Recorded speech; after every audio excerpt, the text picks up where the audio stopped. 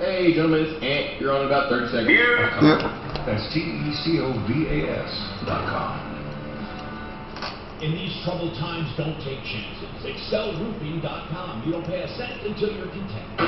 It's your chance to win 10 seconds till showtime, gentlemen. Have a great show. check to 200-200. You'll get a confirmation text and info. Standard data and message rates apply in this nationwide contest. That's check to 200-200. This is the Troubleshooter Show.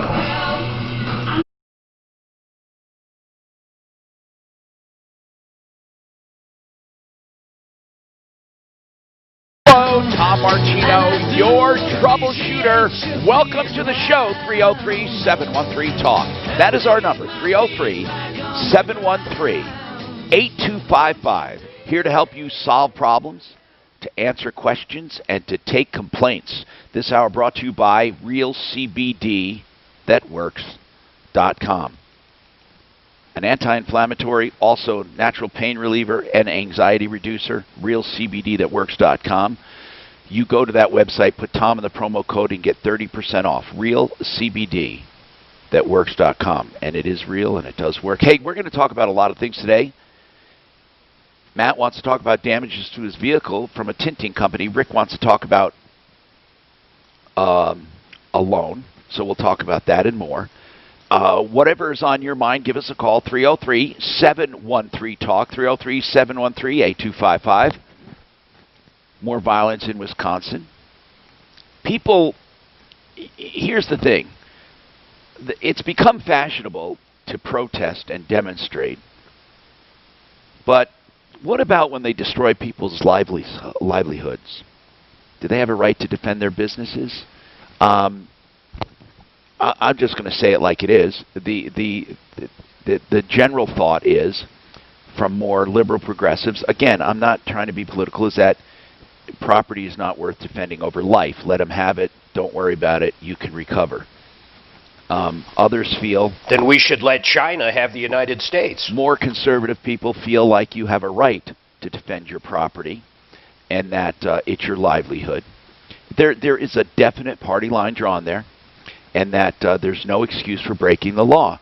That's not condoning what police do, if for some bad police, but the bottom line is, does everyone believe all police are bad? Of course not. When there is a shooting, it's a disgusting thing if it's not justified. Okay, this guy was running away from police. I don't think he should have been shot 7 times in the back. Look, but all I know is this. They react to one thing, hurting others. And the others that they hurt have nothing to do with the original problem. That does not make sense to me. That is like a spoiled child who is just reacting, jumping on the floor and doing a temper tantrum. They destroy businesses. People get hurt. I don't understand it. And there has been a general acceptance of this in the media. Not anything to do with the pandemic. They're not saying you're going to make people sick. They're not saying you shouldn't destroy property. It's almost encouraged. They are looked at as freedom fighters. You look at it. Look at the coverage. They're looked at as freedom fighters. And people defending their business are looked at as dirty, rotten bastards. And police are looked at as fascist pigs, even when they are defending businesses and defending people. It's just the world is going crazy. Sorry, it's going crazy. Now, by the way, I'm talking out of common sense and out of just life. Okay, we talk about life here. We don't talk about politics. And save me your frickin' emails. Tom, I don't tune in to hear your politics. I'm not talking politics. I'm saying it's wrong to go out and destroy people's businesses and livelihoods. It's wrong to go out and commit violence because a police officer shot someone. It's just wrong. It's just wrong. I don't know. But then let's look at this. When people do peaceful demonstrations and protests, guess what happens? You have the other people. Now this is where I turn my sight on conservatives. When people kneel for the Pledge of Allegiance, or they make some kind of private or public, but some kind of peaceful demonstration, then those people are chastised and lose everything. So there's no balance in America. I think people should be able to do anything they want peacefully. But why is it that when something happens, we react the way we do? Why is that? And there's no one to tell you it's wrong anymore. Everything is right. Everything. No matter what you think, it's right. Matt, let's talk about your vehicle. You were having your windows tinted. What happened? I went to a place I always go to, really good company for the most part. Never had a problem. RM window tinting in Littleton. Yeah. And had my windows tinted, and I also, I never had my headlights covered. So I asked them a question: Is it worth it? Is it okay to do? And they looked at my headlight because my car is actually 3-year-old. It's 2017 Ford Escape, and the headlight's brand new, no damage to them, no pitting. So they quoted me $140, and I said, go ahead, cover him. When I got home, I noticed, just like little sparkles in it or something. My wife said it looks like diamonds, whatever, So I went back because I was concerned, like, what is this? Maybe some dirt behind it when they put that film on, the clear film. And when they pulled it off, it was still there, and it's final cracks in my headlights, in both headlights. So then they asked me, what do you want to do? It's in your headlight. I go, well, it wasn't like this. You guys caused this. How did they cause it? How did they cause it? Well, I'm told, I'm not, of course, the expert in this. I didn't watch them do it. They told me they don't use heat guns, but other companies I went to, including my dealership, they said they use heat guns to stretch this, or they just overstretch it. I don't know how they cause it. But how does that crack your headlight? Well, when you overheat something or you stretch, from what I'm told by other companies, it will fracture the headlight. It's fine little cracks all the way through the clear lens of the headlight. Okay, the actual headlight has hazing or cracking. No hazing, sir. They're pretty much brand new. Yes, it's a 3-year-old car, but there's no hazing, no damage. No, I meant it has tiny little cracks in it. Correct, sir. Yes. So after that, they asked me, well, what do you want to do? I go, well, I paid the service. I guess cover that headlight for now. So they covered that passenger side headlight, and then they gave me they parked the car a little farther away from the building. Okay. And when I went to look at it, the passenger side that they peeled to show me, what was behind it, it's totally destroyed now. I mean, it looks like it's shattered. So I went back right away to the store, and I asked them, what happened here? Well, we didn't cause this, and pretty much walked away from me. Okay. Sir, if both headlights headlights cracked right now? Yes, there were minor cracks before, which a person could possibly live with, but why? Those are $1,500 headlights a piece, very expensive headlights. So, but the passenger side is fully destroyed. I mean, this is like shatter when you take a tempered glass and you hit it, it cracks everywhere, and you can actually feel the cracks with your fingernails. My big problem is that they could have got me, say, hey, we tried to cover this, and it got worse. They know they did this because, of course, they did it. You give somebody a car, and they return it to you differently. They touched it. And by the way, how did you even notice this? When you got your car back, you went and examined the covers, the covering, yes. And then you saw tiny cracks behind the clear seal?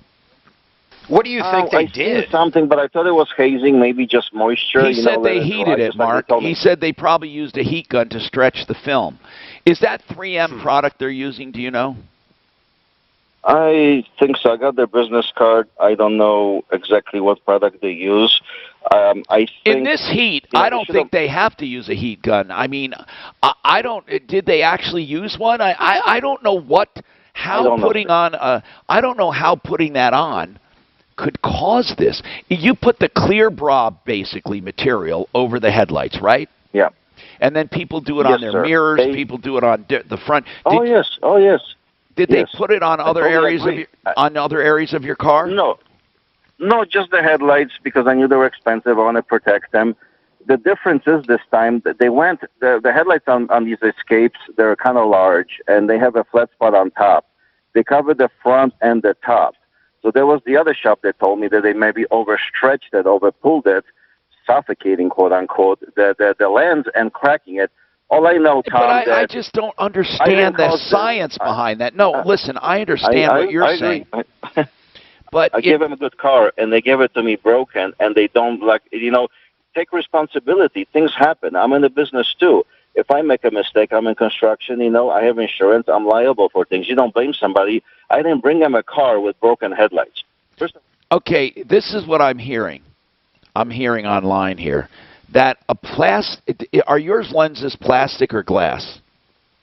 Plastic. The ones that are cracked plastic. Are plastic, right? Yes. Okay. Yes. This is what I'm reading online from just some searching. That this plastic headlights with any laminate are known to crack because it reflects heat and it holds heat in, and it also holds headlight heat in. Do you have day runners on that? No, the LED on the bottom, kind of away from it. But it happened right away. When the second time they did it, I understand. You're saying you're saying it wasn't sitting there for a long time. But I'm hearing, I'm online here, I'm reading where these covers, whether they put them on with a heat gun or not, the covers trap heat and cause the plastic to warp or crack. Now, I've never heard that before your call. I never either. Geez, I don't. Okay, you're going to have to. Here's the problem. Hang on, and I'll come back and I'll tell you what the problems are, and then we'll try calling them. Hold on. Clear. Duct Pros in about 30 seconds. They had snuck in the night and committed these murders. Nobody had a clue about who or a why. He has no proof, though. Things like that don't usually happen. In a small town, they don't usually happen anywhere. Somebody was trying. Duct Pros short, about 10 seconds. Here you go. How about that? I didn't hear, did he say the cracks mean anything, or are they going to allow water to go in there? Or they just surface? They probably diffuse the headlight beams. Duct Pros is the place to go to get your ducts cleaned. Actually, they come to you. They have a truck-mounted vacuum, then they come into the home with special tools that go into each and every duct run. They do an average home for about $290. And when you have clean vents and clean ducts, you have clean air in your home. DuctProsColorado.com. 303-578-3510 with a free antimicrobial fogging for Martino listeners. 303-578-3510. Don't miss out on Right, you're clear. lowest interest rates. You can sell, buy, or refi with Ideal Home Loans, safely, remotely, securely, locally owned and operated. I'm consumer advocate Tom Martino, and I don't take my recommendations lightly. Brent Ivinson started Ideal in Colorado just about 20 years ago, and he's more committed than ever to doing loans at the lowest rates and costs in the market because he controls the entire process and loans his own money. As a direct mortgage lender, he has a streamlined process that can be done entirely online and on the phone. Get started today at 303-867-7000 or idealhomeloans.com. Brent urges you to shop for your loan. He simply wants a shot at your business because he knows he can make you a better deal. And all it takes on your part is a phone call. 303-867-7000. Everything to gain. For your next Ideal Home Loan, idealhomeloans.com. 303-867-7000. Hey there, homeowners. Are you experiencing pipe leaks? Is your water bill unexpectedly high? Or are you suffering from low water pressure? These are signs of widespread pipe failure due to old, corroded, and shoddy pipes. Rerouting a pipe or other Band-Aid fixes are not the answer. Only a whole house repipe with brand new high-quality PAX or copper will permanently solve the problem. Repipe Specialists. No more leaks and great water pressure. They've been doing this for over 25 years, serving over 40,000 happy customers. How much how much time do I have? The cost of a plumber with a lifetime guarantee. 3 minutes. Thank you. I gotta get my blood pressure. Enjoy a pipe-free home and eliminate the risk of potential water damage. Call us today for your free in-home estimate. We'll even take 20% off our already low price and receive 0% interest when you call today. 720-573-0086. 720-573-0086. That's 720-573-0086. I want a bed that's really firm. I need something a little softer than that. Rest easy. The Sleep Number 360 Smart Bed, you can both adjust your comfort with your Sleep Number setting. Can it really help me fall asleep faster? Yes, by gently warming your feet. Okay, but can it help keep us asleep? It's senses your movements and automatically adjusts to keep you effortlessly comfortable. Sleep Number, proven quality sleep is life-changing sleep. It's our biggest sale of the year where all beds are on sale. Save 50% on the Sleep Number 360 limited edition smart bed. Guys, it was nice and cool today. Learn more on sleepnumber.com. It warmed up quick. It didn't get. It was really interesting yesterday. It was so hazy that you didn't get the full effect of the sun. You know, it wasn't like, even though it was 90-some degrees, you didn't feel it as much. You know, I'm a fall winter man. Excuse me? I'm a rare bird. I love fall and winter. Yeah, we all do. I love fall and winter. I love it. Yeah. I love winter. The only thing I don't like is March. Maybe February. Because... Well, February, maybe it's February. Or I don't like the dead winter for about a month. Right. But everything is like, it's cold and it's gray. Yeah, yeah. I actually don't mind the gray so much. I don't like the Fresh Start Initiative. wind. I don't like cold wind. That puts me in a bad mood. See, I don't like it when it's just dull and gray. And, you know, you wake up, it's dark, you go to the house, it's dark at 5 o'clock. 960-1575. Hi, Dan Cicchini, Dunlap Kitchens and Baths, Windows and Doors. Take your home like it is, and we'll help you make it like you want it. Been doing just that successfully for over 30 years now. 800-362-8370 or drhi.com. Wow, over 25 years of lifting sinking concrete across the Front Range. Trying again with advanced mud jacking. Traditional techniques that last, guaranteed. Advanced mud jacking, 303-424-9441 or advancedmudjacking@yahoo.com. This report is sponsored by ZQuil Pure Z's. We're sick of the heat. We've got some cool changes by early next week with our 7 to return for high. Doc, there's some new paper towels in here too. You have to be up in 5 hours, 2 hours, and you have it. Hey Tom. ZQuil Pure Yeah? is a drug-free blend of Were you referencing like the shooting in Kenosha, Wisconsin? Yeah. and wait, no. You know the suspected guy is Blue Lives Matter supporter Kyle Rittenhouse. Talking about it. He's What are we talking about? The suspected shooter. Rio San Martino. It's what is he? You mean the guy that shot last night in the street? Yeah, that guy. What an idiot. Okay. All right, but you guys are back. Here you go. I'm Tom Martino, your troubleshooter, 303-713-TALK. Frank Duran, therealestateman.com. Do you know that maybe I shouldn't see this, he's going to see Deputy B. Maybe Deputy B's getting a home evaluation. He can do free home market evaluations of your home. I should say market valuations of your home. And all you have to do is call him, 303-920-1622. Really, he gives you a pretty accurate assessment of your home. He knows the market like none other because, like no other, I should say, because he really has sold more homes than most real estate people do in a career, and he does that in a year. Frank Duran, therealestateman.com, 303-920-1622. Ants, what were you saying about last night's shooting? I'm talking about the guy who was running around the street with a rifle. Now, this guy, he was a total nut. Who was? Oh yeah. This Instagram page I found, they've been keeping track of the protest. They tracked down him via his Instagram page. He's a guy named, or he's the suspected shooter. It's not confirmed yet, but suspected from the pictures of him walking around with the rifle. His name is Kyle Rittenhouse. I don't know much about him other than when I look at his Instagram, all I see is a picture of him with the rifle, him with his buddies with the rifle. You said Blue Lives Matter? No, he has a lot of those on his Facebook page. I believe some of his family might be a part of the police force. So I know he supports Blue Lives Matter. So but that is all I know. Why did he run out with a gun? Does anyone know why he ran out in the street with a gun? I mean, this guy's a nut. I don't know. There was one article that I read that said that he might have been trying to protect one of the local businesses that was around there that was possibly being looted, but that's not confirmed as of yet. But that's one article that I've read. Thank you. Okay, Matt. Here's the problem with your problem. You take your headlights to be covered with a clear bra type material. It's really anyway.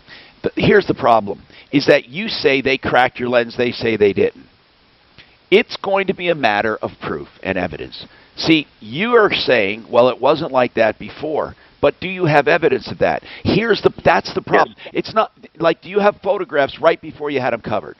Yes, sir. You took photographs. And did you do that suspecting what? Why did you, I mean, that's good that you have it. No. When did you take pictures of your lenses?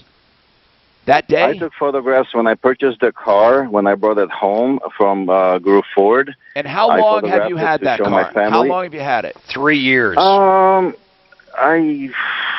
Maybe a week before they did the work, which was October 7th, they did the work. Well, then that means something. Hold on. Mark, why'd you say 3 years? He bought the car a week earlier. Because he said his car was 3 years old. Matt, which is it? But there's no damage. Matt, wait a minute. Yes. I want to know, prior to them putting the film on, what was the most recent picture prior to that? A week earlier, you said? Yes. All my pictures are dated. Maybe it was a week earlier. I didn't take them purposely just because I was going there. I wasn't even sure I was going to do that. I get you. I asked them to inspect my headlights to see if it's recommended, see if you can still do it, see if there's any pitting. Moses said, no, they look great. They look pretty much brand new. We recommend covering them. So I said, go ahead, do it. My car looks different now. I didn't bring it to them this way. So yes, they caused the damage. You know, this is so obvious. I do have pictures. I have Groove Ford that sold me a certified car, pretty much looking brand new. And when did you buy it? Talked to them. When did you buy it? I don't know, sir, the exact date, but it was end of July. Okay. It was probably a week before because I can't. You know drive what, with, Matt? You have a convincing Matt. You have a convincing case for small claims court. What is it? Do you have to replace both of these? Yes, sir, because they're both. The passenger side is fully shattered. So, okay, you know, I'd like to give it a try first. Did you tell them you had photos of your car that were a week old? I did, and you know the problem is if the owner is listening or whatever, why would they park so far away, give me the keys, run away, not bring me into the store, say, hey, we tried to cover it again, it got worse. They know what they did, and they give me a broken car. Send the picture over. I want to see photos. Here's a couple things. I want to see photos before we call them. Then we'll call them for you.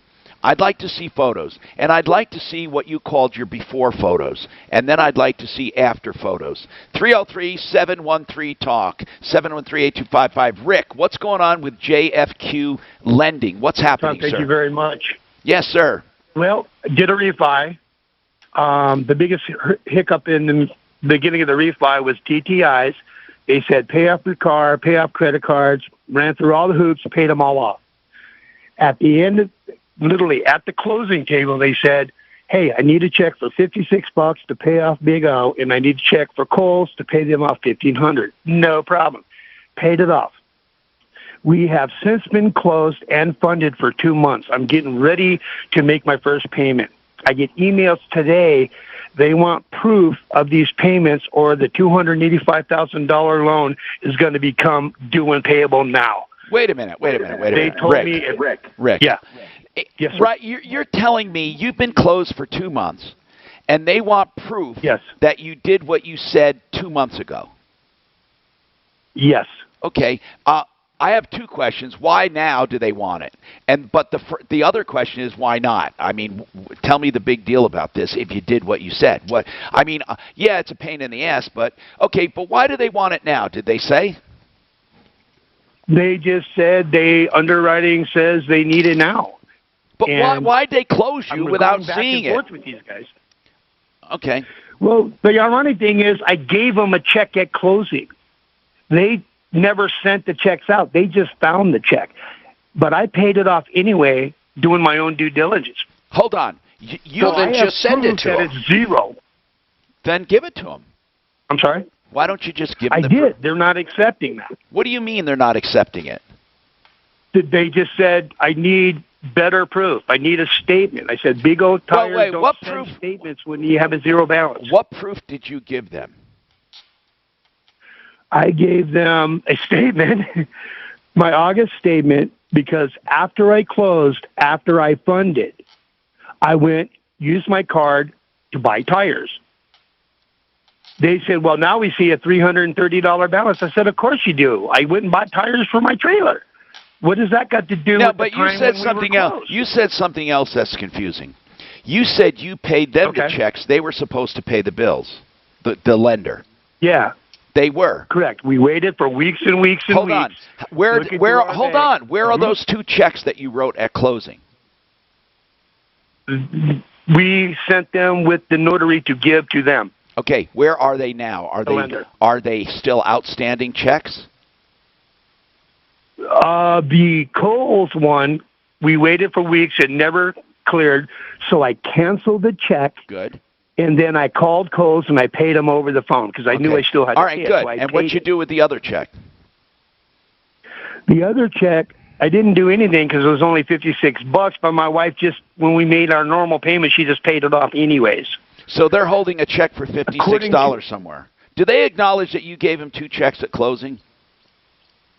Absolutely. They do. What did they say they did with those checks? Yes. They didn't. We keep asking them, and they're not telling us. God, this is jacked up. So right now they need proof. They need proof that you paid your bills.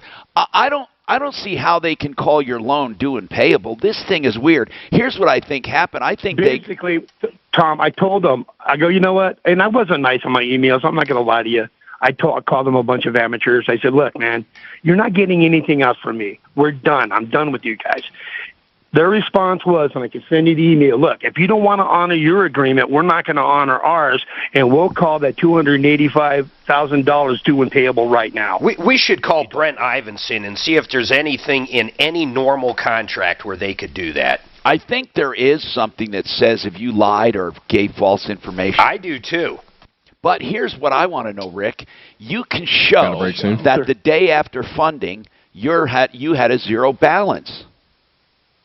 That is correct. Well, you can get a transcript. Big O would do that for you if you asked him. I mean, we found something in writing on a statement that said 0 balance. I mean, I got it. I gave it to him. Okay, then I want Deputy Doctor. I want Deputy. But wait. I want him to wait. The day after closing, you did have a 0 balance. I thought you gave them the checks and they never cashed them, so therefore you wouldn't have a 0 balance. Well, we pay our bills. What I meant, Mark, I might have said that wrong. What I meant was you can prove you paid them off. Yeah. And then the fact that you went out and borrowed again is they can't put a restriction on that. Let's ask Brent. He's out all week, so we have to ask Kurt Rogers, affordable interest mortgage. Let's get him on. Cool. Okay, Daphne, Kurt could answer a question. And then I want some information as well so we can call them. Denise says she wants to talk about text scams. Bill wants to talk about a refi. So hang on. Cal also. Please keep those guys. We will get right back to you and more. Clear? Matt Schroeder first, then Joe Lazare. All right. This is Denver's Talk Station with Tom Martino. Now, Michael Brown at 2, 630 KHOW, Denver. Now, Impact Traffic. This report is sponsored by Z-Quil Pure Z's. I was getting headed for this Wednesday morning drive. Couple of problems. Back up in the tech center. That's a crash. On top of I-25, south of Bellevue, left lane. I'm actually glad there's traffic again. Not me. Oh, you big baby. Why are you glad there's traffic? Well, it just shows life getting back to normal. The drivers are dumber than they were That way before. you won't be the only one speeding, right? In the right lane. Denver forecast, going to be hazy and hot this afternoon. Could have record heat again today. I think drivers are much more aggressive now than they were pre-COVID. Oh, I don't think there's any difference. Oh, come on! Why go through stoplights You all have the to be up time? in 5 hours. 2 hours. I know, People run red lights. Yeah. Is a drug-free blend of botanics. Red lights, Well, you gotta get that dash that helps you fall asleep. Well, I don't care about that's what they're doing. I didn't get an accident. I'm just saying. I see a lot more people much more aggressive now, and I think it's because they feel they're not going to get stopped. That owns your own excavation company. What does that mean? That means huge savings. Man, this thing, look at this. So many people say that small little cracks under the 3M headlight film. He said it was shattered. That's what it looks like right here. Looks like it was shattered. This is wow. From heating it like that? No, I don't know why. He says I had this film installed I brought my car home straight from the installer. About 25 seconds till Joe Lazaro. Wow. This is weird. What motivates you? Sign up for the virtual Broncos 7K, benefiting the Broncos charity's COVID-19 Wow. relief efforts, and share why you run this Labor Day weekend. All participants will complete their own 10 seconds, here you go. Where in Broncos country, each registration includes a racer bib, finisher's medal, and customizable event t-shirt. Register today at broncos7k.com. I know Joe Lazara personally. I've known him for 30 years, and he's been on my referral list since day one. Joe Lazara is a criminal defense attorney. Now listen, you may be thinking, why do I need a criminal defense attorney? And even if I'm charged, if I know I'm not guilty, I'll just go in there.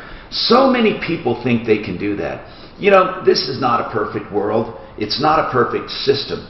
But it is if you take advantage of all of your rights, and that is getting a defense attorney. Even if you wanted to plead guilty to a DUI and you learned your lesson, you want to move on. You need an attorney to get through this system. With a DUI, you have both a civil and a criminal matter, both of them. DMV and then a crime of DUI. Also, other things get in the way. You may want to refer someone to an attorney. Don't do the work of looking for one under stress. I've already done it for you. Joseph Lazara. Lazzara. That's 2 Z's and 1 R. LazaraLegal.com. 303-429-6200. Have you ever wanted to finance your mortgage, especially now with rates at or near the lowest in history? Do you want to start a 30-year loan again? Well, now you can. This is Ross Kaminsky from my friends at American Financing, and let me tell you, they can help. When refinancing to drop mortgage insurance, lower your rate, or consolidate debt, you don't have to restart your loan. Because at American Financing, they offer 10-year, 13-year, 18-year loans, really any term you need. It truly is a custom loan. You choose the term based on your budget, and they'll find the most competitive rate and the most affordable payment. It takes just a 10-minute call to start, and the mortgage consultants will walk you through the process, helping you find the right solution for your needs. And you may be able to postpone 1 or even 2 mortgage payments. And there are no upfront fees to pay and no obligation of any kind. So get started now by calling 303-695-9575. Why do Democrats embrace lawlessness? That's 303-695. I don't think it's Democrats. They don't say anything against it because they don't want the left to go against them, the far left to go against them. Men, it's summertime, and if you're like Hey, you just be quiet back there. No, Tom asked why the Democrats like violence, and I said I don't think they like it. They don't speak against it because they don't want the far left to go after them. Well, I don't even know why the far left accepts it. It's ridiculous. Well, if they started moving into their fucking nice little suburban homes, they wouldn't like it. Well, of course, there's hypocrisy on that, but the far left is of hate and discontent, right? You mean Antifa far left? Well, right. I don't even look at that as left. I mean, I look at that as just nutty. Plus, the treatments are it's about, that's like saying the KKK is far right. Yes, right, I agree, but you're right. It's exactly like saying that. Your initial appointment is only 9 And you just said it. Results in minutes. And if you on the day of your appointment, your visit is free. Call us today at 720-440-7900 or go to RockyMountainMen'sClinic.com. What if you could build a 6-figure retirement income in just 5 payments? You heard that right. My name is Dan. Retirement cash flow for as long as you live. I'm best-selling entrepreneur. Man, I'm looking so forward to Vegas. Right now, there's a retirement crisis in America because you know what sucks is, gentlemen, we would have been leaving for Hawaii, I think, today. Americans are shocked to find out they would need to save over You still can. $1 million. Thank God for Costco, though, man. Not a fucking nickel. Didn't cost me fucking a nickel. 5-payment retirement program was released, allowing Now, they did try. I will acknowledge that. What would they do? They wanted to refund everything but give me a voucher to American Airlines or United. I forget which one. Who's that? So I contacted Costco. corporate and said, this is fucking ridiculous. Just 5 payments. Call 800-493-1717 But I was in a better position than most. You know why? Because the actual hotel we were going to is fucking closed. Need a new roof? Go with a sure thing. ExcelRoofing.com. Yeah, but they could throw you. I put your cabin up on hold on. Hi, Tom Martino, your troubleshooter, 303-713-TALK, 303-713-8255. All right, we have Kurt Rogers with us, Affordable Interest Mortgage. I want to ask him a question. He's one of our mortgage experts. and this is odd. Hey, Kurt. Rick went through a place called JFQ Lending, and as part of closing, he had to pay down some balances. He wrote checks to them to do it. And they were, well, actually, he wrote checks to the companies. They were supposed to send them in. Is that right, Rick? Anyway. That is. Yeah. But after closing, they had not done it. So he did it. Rick paid off those bills. There were two bills. One was at a tire store, one was somewhere else. Now, 2 months later, 2 months after closing, the broker, JFQ Lending, could be a broker, who knows? I don't know if they're a broker or whatever, an agent. So they call back and say, we need proof that you paid off those bills. And he said, well, first of all, I gave you the checks, and you never did it, but I did it. And they said, well, we need proof. So he showed them a zero statement where his payment was paid, where his Big O tire thing was paid. And they said, but we noticed after that you had a charge for tires. He says, yeah. He said, I just recently bought tires. Big deal. I needed tires. You know, you can't restrict me from spending money. So they're saying to him, unless he can prove that he made those original payments, they're going to rescind or recall the loan. Can they recall a loan after 2 months?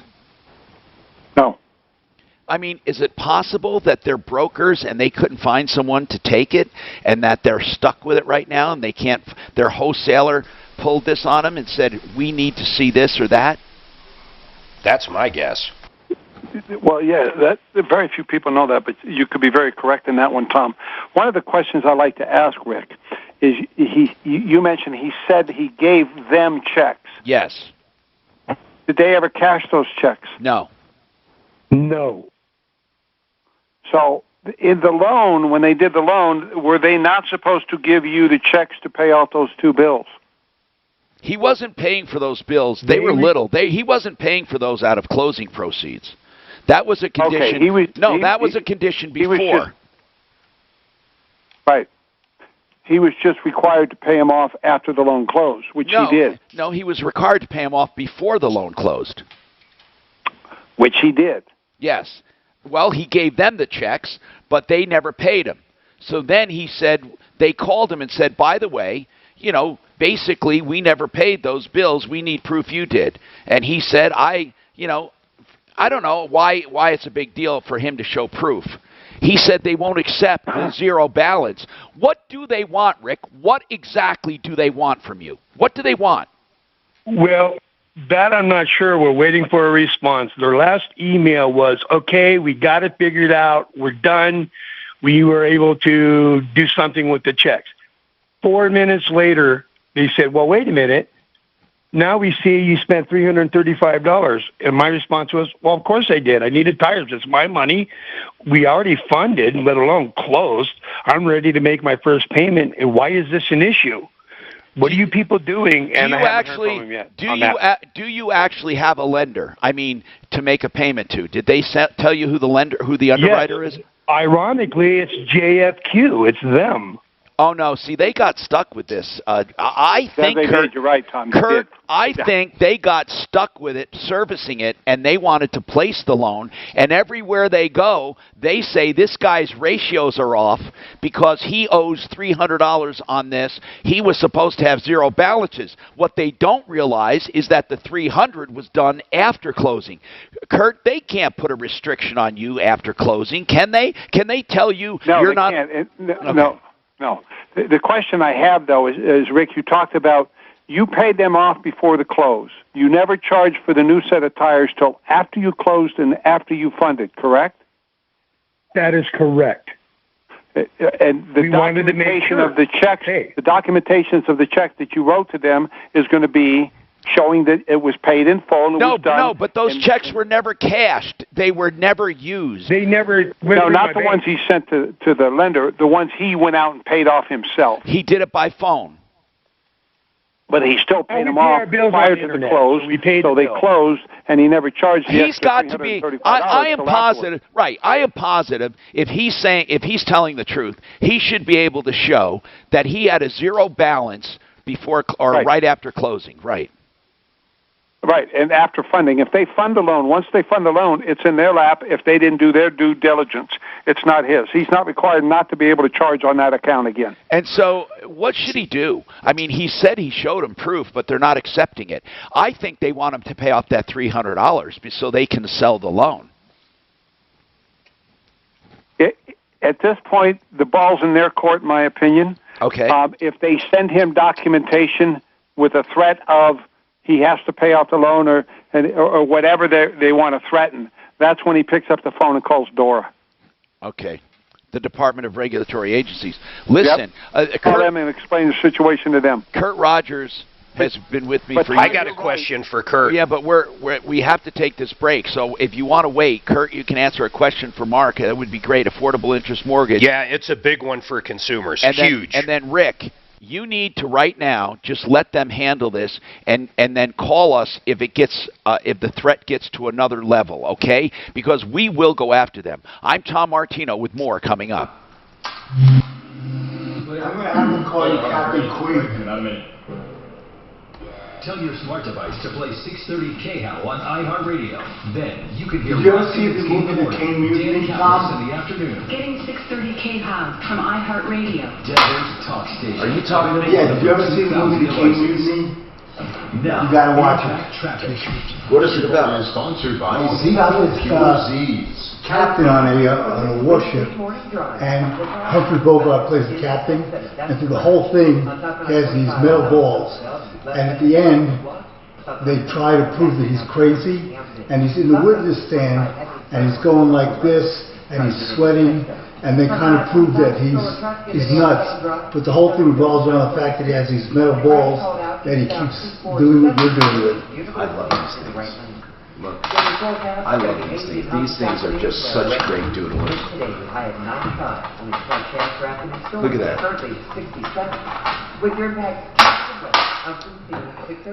You know, it takes so little to amuse him, Dan. Yeah, I know. Vic ZQuil Pure Z's is a drug-free blend of botanicals with an optimal dose of melatonin that helps you fall asleep naturally and wake with no next-day grogginess. ZQuil Pure Z's, naturally superior sleep. TheArtOfGranite.com. If you want countertops, you'll get wholesale materials. That's granite, quartz, or any other natural stone. He's a direct stone importer. I say he. Mitch Fleer is the heart and soul behind it. He started this business with just $300 and grown into a wonderful company. You can get prices on the phone. He sells wholesale all materials. He does the bathroom free when you do the kitchen. He tears out and hauls away free. He serves the entire Front Range and mountain communities situated in Golden.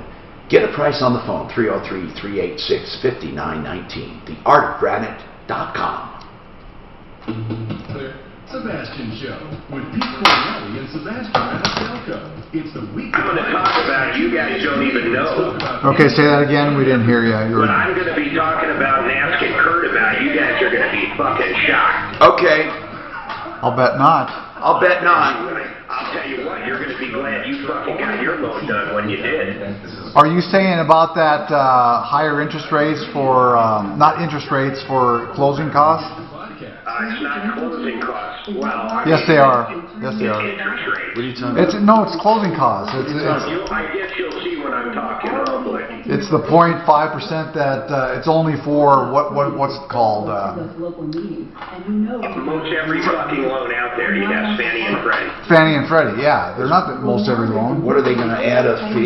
Yeah, they're adding a fee. Yeah. Why are they adding it? What is actual? I think because just to make more money. Because of the pandemic, that's what they say. Is that because of Trump? But that makes no sense. Just they got to say more than that because of the pandemic. So do you think the coverage of the the Republican convention is as fair as it was for Democrats? I'm not watching anything. I can't answer that. Why aren't you watching your own party? I watch it on YouTube and stuff. I try to. That shit either, Dan. Fuck that. I watch the different speeches. Will you watch Trump's speech? Well, I'll probably go back and watch them. Nikki Haley was a great speech. Tim Scott was a good speech. Oh, Herschel Walker was a great speech. You got to listen to Herschel Walker's speech. Who did you say, Mark? The kid. The kid that sued CNN and everything, I guess he talked last night. He's not very articulate. Well, I can't even believe they What would. did he sue him for? When He was an Indian hater, basically. you know when that little young kid. he's a millionaire now. That young kid, he spoke. He wasn't good. Well, that's just that and stuff. I'm sure he was scared as hell. Why would you even have anybody want? Of course, you know. Did you hear it or did you just hear it from the media? It is an interest rate, by the way. It's not a fucking fee. No, it's a fee. Okay, well, you call it whatever you want. It's 50 basis points tacked onto the loan. They're pounding on the That's only 0.5%. It's 0.5%, but it's not the interest rate for the loan. You ran up trying to start your business. Unless I totally misread it. It's like a closing cost, like a origination fee. Let's ask him. That would make me feel better, actually. Why? Because that's a lot easier on people that jump in their mortgage rate at 0.5%. And the people that need a Fannie and Freddie are the people that can't afford that 0.5%. It's kind of like they're fucking killing their own. Mark, a Fannie and Freddie, most everybody gets. Are they? I don't think so. That's the majority of loans. Right, probably the majority. But apparently he's saying no. Yes, the majority of loans are Fannie and Freddie. No, the majority of loans are Fannie and Freddie. A minority of loans is in the private jumbo market. Minority. 490-4140. And if you count HUD, Fannie and Freddie are probably 90% of the loans. You're talking about mortgage loans? Yeah. As opposed to student loans? No, as opposed to other mortgage loans. Yeah, well, but you're talking mortgage loans. Yeah. Okay. Yeah, Fannie, Freddie, and HUD are the vast majority. And who owns most of the student loans? Is that the government as well? Yes, no, they're guaranteed. They're guaranteed. They're held by private lenders.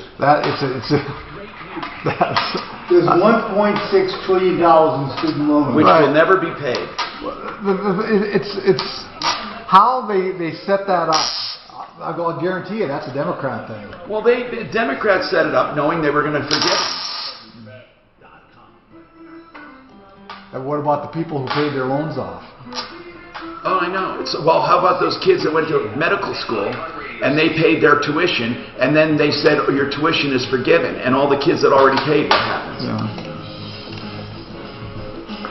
One Clear Choice Garage Doors. OneClearChoiceDoors.com. Prices on the website for everything they do, including service, new doors, and new openers. OneClearChoiceDoors.com.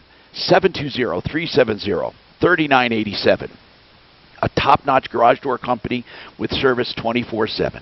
720-370-3987. The garage door company I use on my home. OneClearChoiceDoors.com. Let's talk. Listen, man, this lending thing, people, it's a terrible thing when you close on a loan and they get in touch with you and try to intimidate you. So call us if that ever happens. We're working on that one behind the scenes. Kurt Rogers is with Affordable Interest Mortgage, one of the lenders on our referral list at referralist.com. Mark has a question for you. Mark? Kurt, explain what this 0.5% now that was delayed till 12/1, or these 50 basis points that are going to be tacked on to anything going through Fannie and Freddie. What is this? I mean, how does this affect the consumer? Yeah, first let's say this. I just want to say this very quickly for those listening. When we talk about loans going through Fannie and Freddie, we're talking about mortgage funding, and most loans go through Fannie and Freddie or HUD. Go ahead, Kurt. Okay. They're called LLPAs. It's a loan level pricing adjustment. And Fannie Mae and Freddie Mac design certain LLPAs for certain risk factors, whether it's a condo, whether your loan to value is 80% or 90%, whether it's an investment property. Those all have a risk to them. What happened this time, which is uncommon for Fannie and Freddie, is for them to make an adjustment like this and not give any warning, to do nothing about it. All of a sudden, here it is, and it takes effect almost immediately. What does it mean? What it means is that the cost to do the loan, let's say your interest rate's 3%, and that was par. You didn't get money back, but you didn't have to pay to get that rate. Now all of a sudden it costs you a half a point of the loan amount to pay. So on a $400,000 loan, you got to come up with $2,000, or you have to raise the loan amount $2,000 if you can, or you raise the interest rate to give you a credit to pay it. Why is that? Here's another. Tom, here's another part. Yeah. So what you're saying basically is that we're all going to pay a fee for our mortgages that we didn't have before. Now this is strictly on refinances. It's not on purchases. Okay. So if you were buying a home, it did not affect you. But if you're refinancing a home, it does affect you. And the reason for it, their justification is they want to solidify their financial basis. They want to be able to have more money in the bank because eventually Fannie and Freddie are going to want to get privatized because right now it's a government agency. The government owns them. The government's taking care of it. So which is real. It's normally not the case that the government would do that, but they did that. Was this a Republican or a Democrat thing? It had nothing to do with either one of them. It was just the fact they wanted more money in the coffers, so when they privatize, they'll be able to have more money and they'll get more people involved. So this was not a law. This was more of a regulation, from them. Yeah, right. It was just from them. They have the right to do that. In 20 years I've been in the business, I've never seen them do it the way they did it this time. Just because. Okay. This was a Did you get caught with your pants down locking anybody in over this? Because I bet there's mortgage brokers. Well, now that they pushed it out to December, maybe not, but up till then, I know personally people that were getting screwed on this deal that locked people in. Yeah, it has caused a lot of problems. If you look at the statistics today, the refinance mortgage applications dropped 11% in 1 week. But really, Kurt, because, in my opinion, because of this. But that's weird, Kurt, because it's still historic low rates, even with a fee. Right. But look at it this way, Tom. If somebody's got an interest rate of 3.5% and they could go down to 2.75, that's a good move on a $400,000 loan. Well, now all of a sudden you got to go down to 3% to pay that extra half a point. Okay. That's not quite as much savings, so you're not going to get in the game. Okay. And a lot of people this affects are the people that really need that savings. That's the part that drives me crazy. We don't disagree with that at all. There's been a lot of conversations behind the scenes, and I think that's one of the reasons they moved it to December 1st. All right. My personal opinion, I don't think they need to do it, but I don't own the companies. I don't run them. But now that they've moved it back, it's going to give people time to make the adjustments. So Kurt Rogers, Affordable Interest Mortgage, 720-895-0500, 720-895-0500, or AImortgage.net. We have more coming up. Now listen, keep these callers on, Dap. I will get to each and every one of them quickly, I promise. You're not alone. Due to COVID-19 and the shutdowns, was your job affected? Did some bills I'm right again. Hey, I told you it will affect the interest rate on most people. It can. It's Most people it will because they can't gratify $8,000 or whatever it is. all they got to do is add it to the loan. Let's order soon. And then I'm going to write you. You know most people go So, out and buy what time whatever do, they can. that's 200, right? Yeah. And then, okay, so what I'm going to do is write a check probably for 500, so I can have a credit for future months. Right. Sure? Yeah, why not? Would you mind? I don't mind. And this guy sent me. Or maybe 400. No, I owe you 4. No, I don't think so.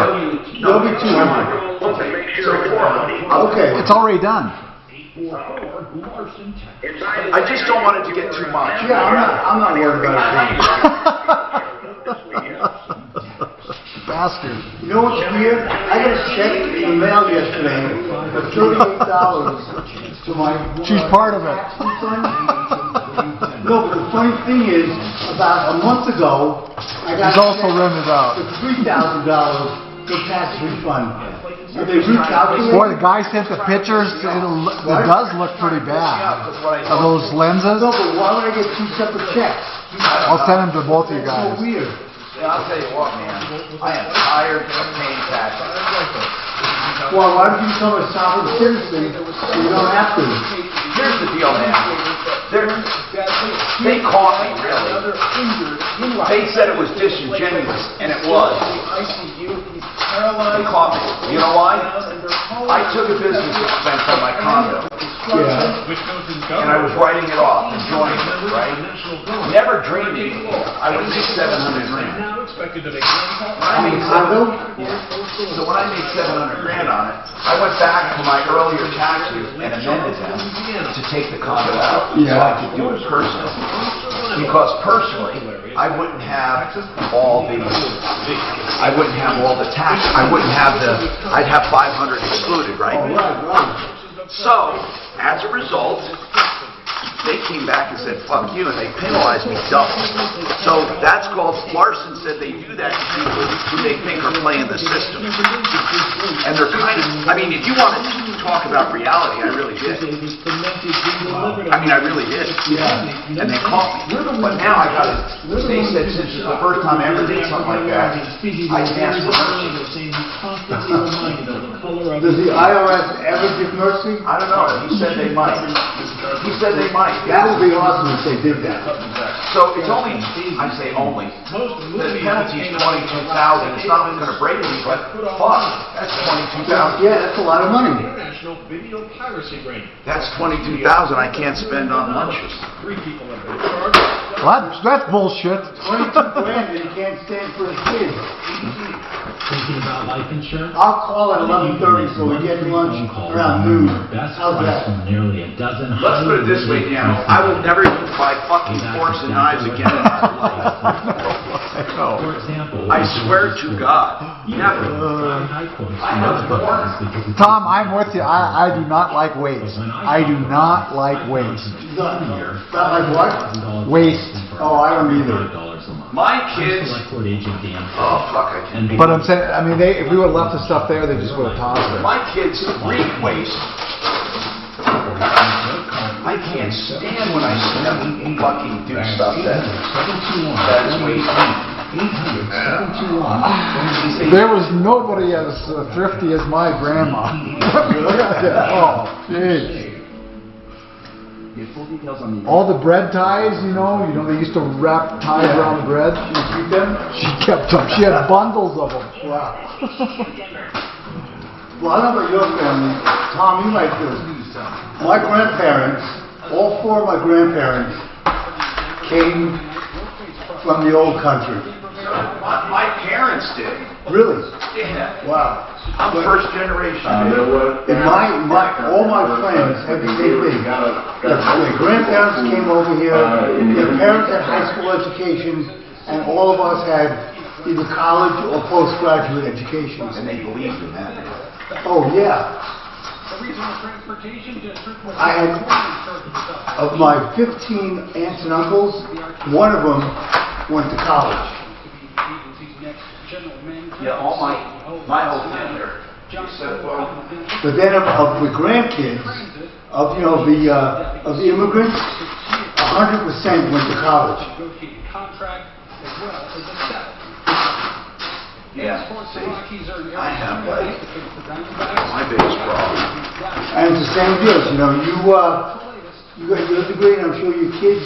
Now, Impact Travel. Sponsored by Indeed.com. I was so happy for the real estate show. But the one was back up in the tech center. That's correct. I thought when I 25 South Alphabet, and I was what? I thought when I 25 backing out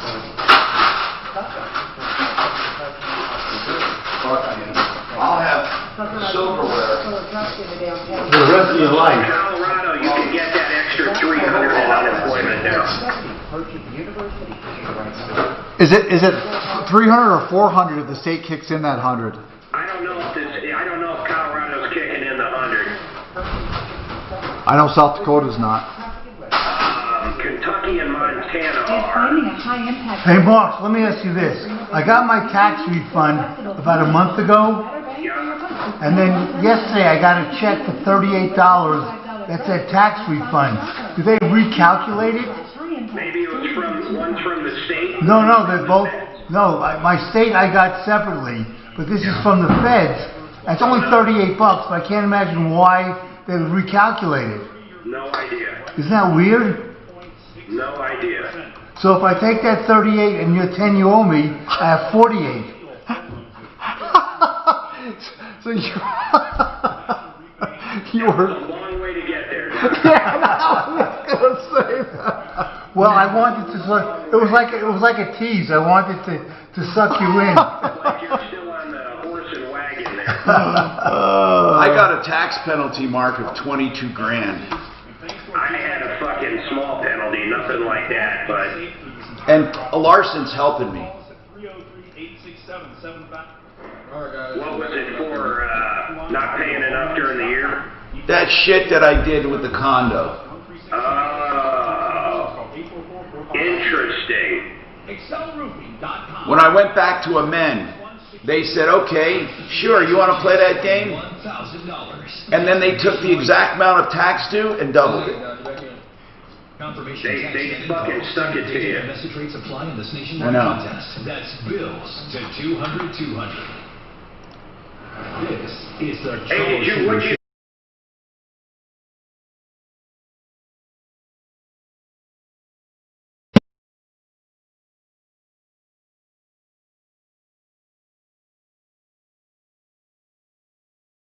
Talk 303-713-8255.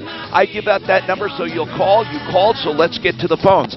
In short, I'm a consumer advocate. We recover money. We make answer questions, take complaints, and make life a little easier. That's my goal here. And I want you guys to talk about anything, even before it becomes a problem. Call and get some advice. Let's talk to Denise. I want to know about this text scam. Go ahead, Denise. What's going on with you? Hi. Yeah, I'm getting text messages from different numbers. Every single one is a different number, all hours of the night. I get different ones. And what do mine say? Now, I've gotten some very weird ones. And people, I'm telling you, when I tell you, I've never given out my information. I use SaferNet, and I don't browse on crazy sites. But I've gotten people date like hey, want a date? I'm naked, and I'm thinking, well, how did I get that? Or I get one buy drugs, or I get all kinds of illicit stuff like I get stuff about gambling. Where do they get your number? What do you get them about? Yeah. I don't. Oh, I got one. I got one that said we know, it didn't say where it's from. It says, we noticed, we found a delivery that was meant for you. Please click here. Please click here to recover it or something. A very valuable package or something. And I didn't click it, of course. So tell me the body of the message, Denise. What is the body of the message? Every single one is different. Some of them are the same. I don't get like obscene ones, but it is. I've had the one with the delivery. I get like your Netflix. Yes, yes. That's right. Yep. Buy CBD oil. Oprah's offering a new drug to lose weight, and they're coming in at all hours of the night. And I have no idea. And by the way, I find started, yeah, it's ridiculous. It's ridiculous. I started because I kind of checked into it, and they said to report them to the AT&T at 7726 number. Except you're not. Here's the problem. We're not going to stop them. I ought to tell you that right up front. Even if you block the numbers, now they rotate numbers. They just generate false IDs and false numbers. You can't even. Right. You just can't do it. It's just now. I want to ask SaferNet. Can we ask them very quickly? About these kinds of things. I want to ask him about it because I don't know if my phone, because doggone it, my phone sometimes I use a certain app it won't let me use for my bank, and I have to pause it. And I'm not sure if it was on or off when I got some of those text messages. But I want to see if SaferNet will stop those. Anyway, what else? What did you want to know? Did you want to know how to stop them, Denise, or what? Yes, that's what I wanted to know is how to stop them. How many a day do you get? How many a day do you get? At least about 5. Wait a minute. I think there's a setting that you can set in iPhone, I think, where you only accept... I don't have iPhone. Maybe you can do it in Android. Sorry. Mark, do you have a setting where you can set that you only accept messages from people in your contacts? Do you have that in the Droid? Are you asking We can't me? hear. No, I was asking Mark because he. Yeah, there you are, Mark. Go ahead. Do you have a Droid setting that says that you can that you only accept messages or calls from contacts? Yes. Good. That's what she needs to do. Oh, nice. And then what you do is by putting them in your contact list, you then greenlight them. And so many times you'll see them say, come and or your bank will write you a letter and say, please put us in your contacts so you can receive notifications or whatever. And then if it's not in there, it's rejected. That's what I would do. You need to look for that setting. In fact, I'll have Mark look to see where it is for you. And that's the way you stop it. Blocking numbers virtually does nothing anymore. Bill, what's going on with you, Bill? Welcome to the show. What's happening, Bill? Hey, Tom, I had a quick question. I'm going through a refi. Yes, sir. And wanted to see if I could go on title without being part of the refi. And the reason is my mom is 82 years old. We have a will in place, but eventually I'm going to be taking over the property, and I wanted to, if I can go on title, will that alleviate capital gain? No, it'll ruin you. I'm going to give you the scenario, but hold on, please, Bill. This is so important. And by the way, you're a wise man for calling, because I'm going to tell you to exactly accomplish what you want. And it's going to save you a ton of trouble and money. But I want to go to Brad Hawkins, who is with SaferNet. I had a question for. SaferNet, by the way, is a filter that filters your traffic to and from your phone, your tablet, your laptop, your desktop, whatever you have that communicates online. This is a filter that protects it. So it doesn't allow viruses to work. It doesn't allow malware to work because it will not communicate with a host, which is that's how they work. So it keeps your devices safe. You can also set rules for your employees or for your kids if you're the administrator. Now, you don't spy on them, but you can set rules like where they can't surf and when they can surf. And it's just a great tool, okay, a great thing to have. In fact, 125 different tools you have to make yourself safe or your business. The reason I preface all this is because I have the device. Now, I will say once in a while, I pause it.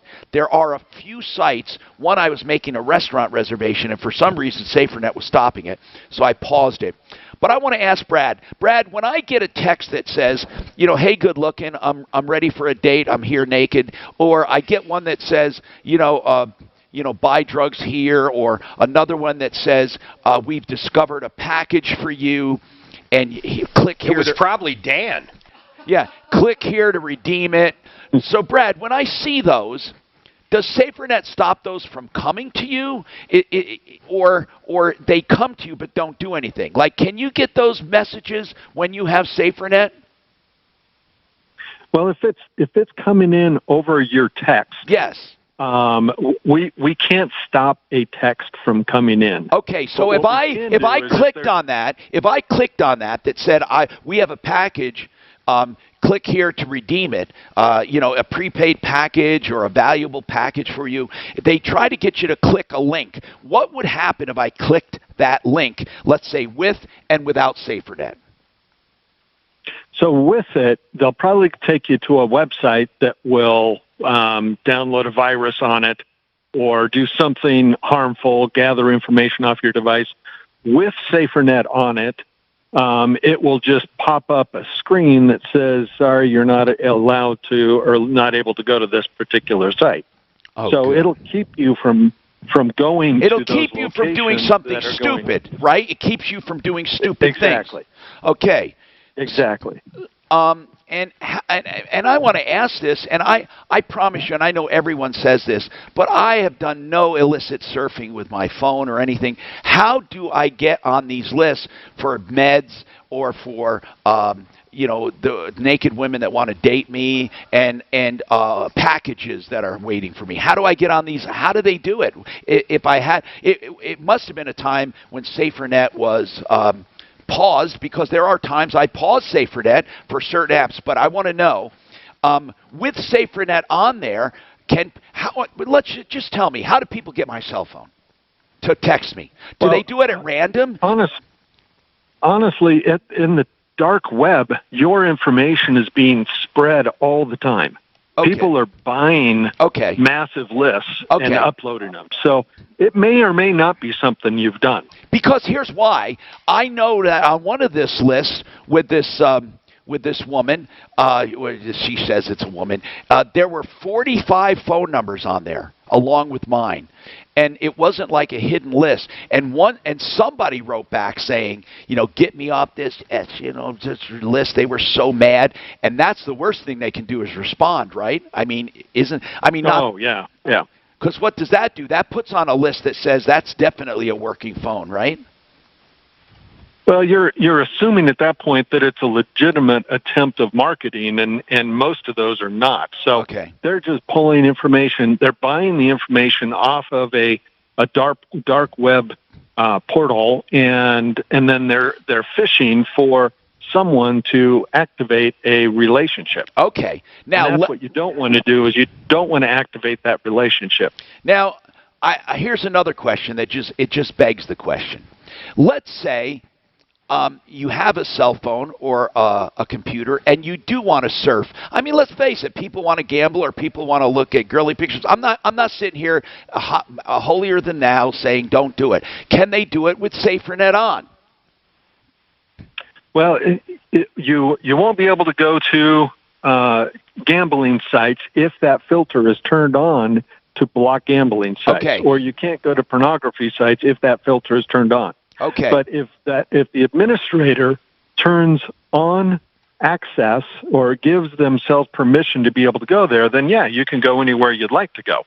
You can make it so that no filters are on. I can put a filter, and for my company, I could put the farm animals filter on for Mark, and I can put the gambling filter on for Dan.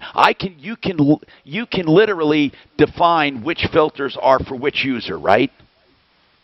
Absolutely. Okay. Absolutely. All right. That's cool. All right. Thank you very much, Brad. So really then, if you get a text, do not click on those links if it's unfamiliar to you. That's what you're saying. SaferNet.com, okay? SaferNet.com. Man, I don't know how I lived without it. We got more coming right up. Stick on the line. I'll get to you. Fuller Law, and then Century RV. I'll take Fuller. All right. Nobody had it. But Mark doesn't even laugh anymore. Mark, what's up with this farm animals thing? Mark, you didn't even respond.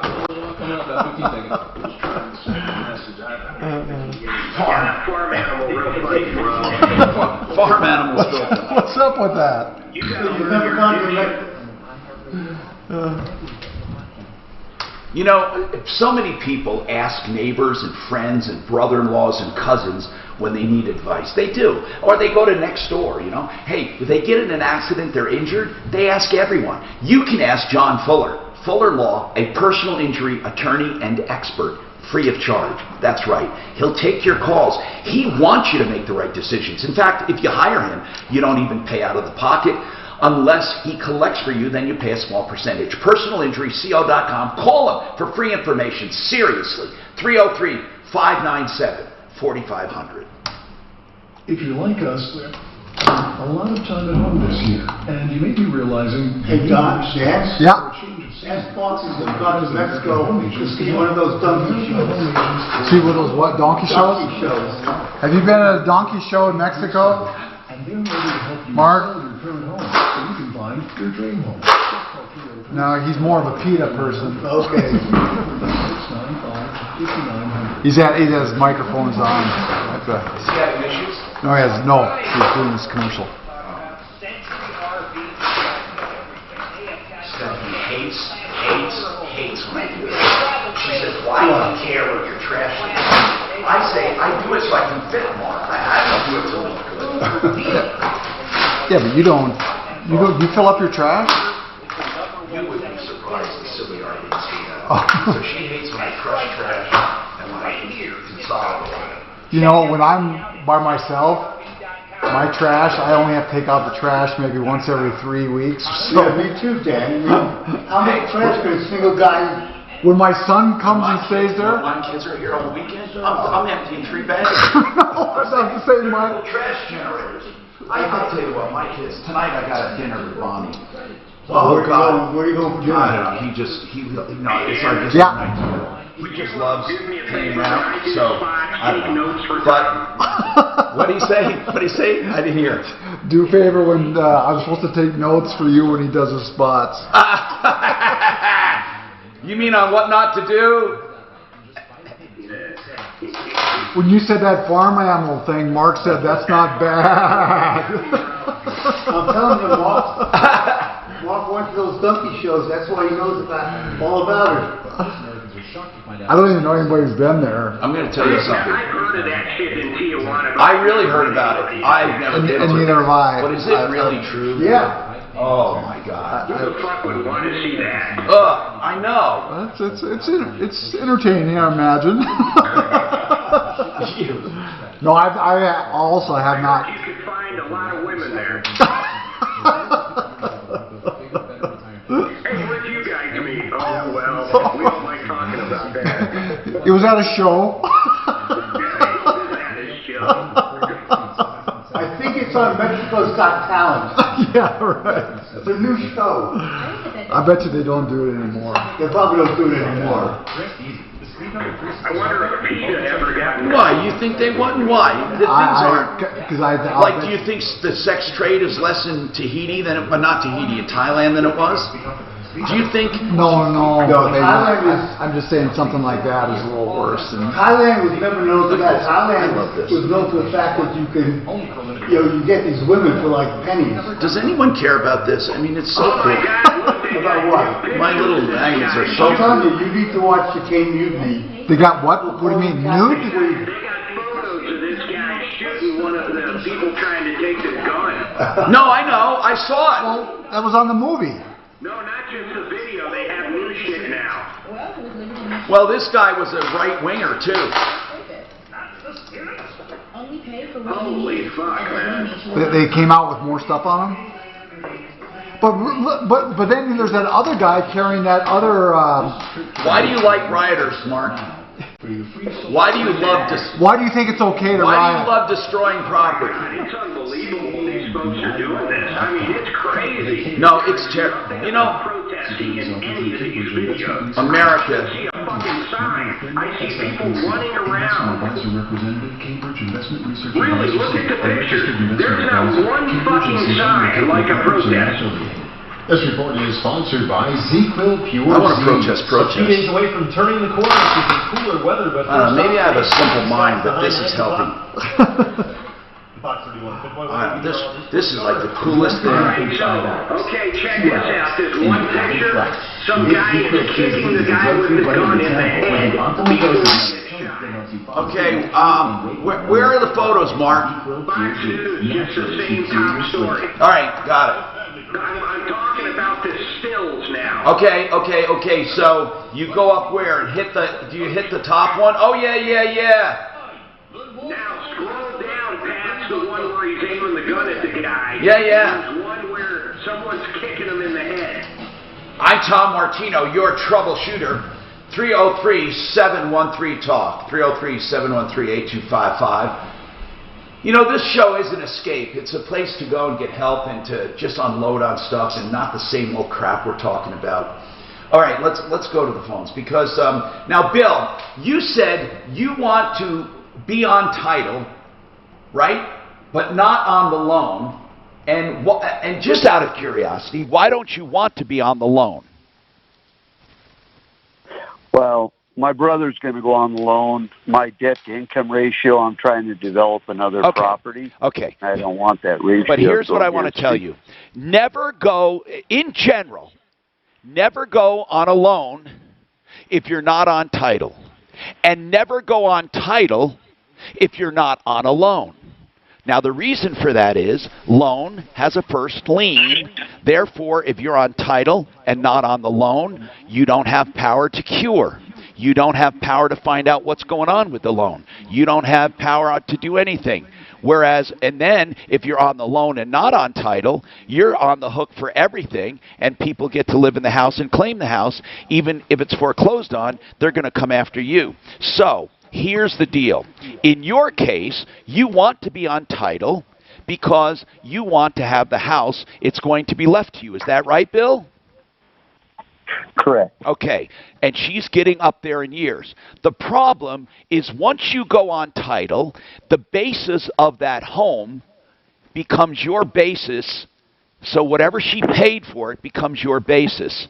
Now, normally that's a bad thing to do because upon death, if you want to sell that house ever, you're going to have presumably a very low base, and you're going to make more profit, which will mean more taxes in general.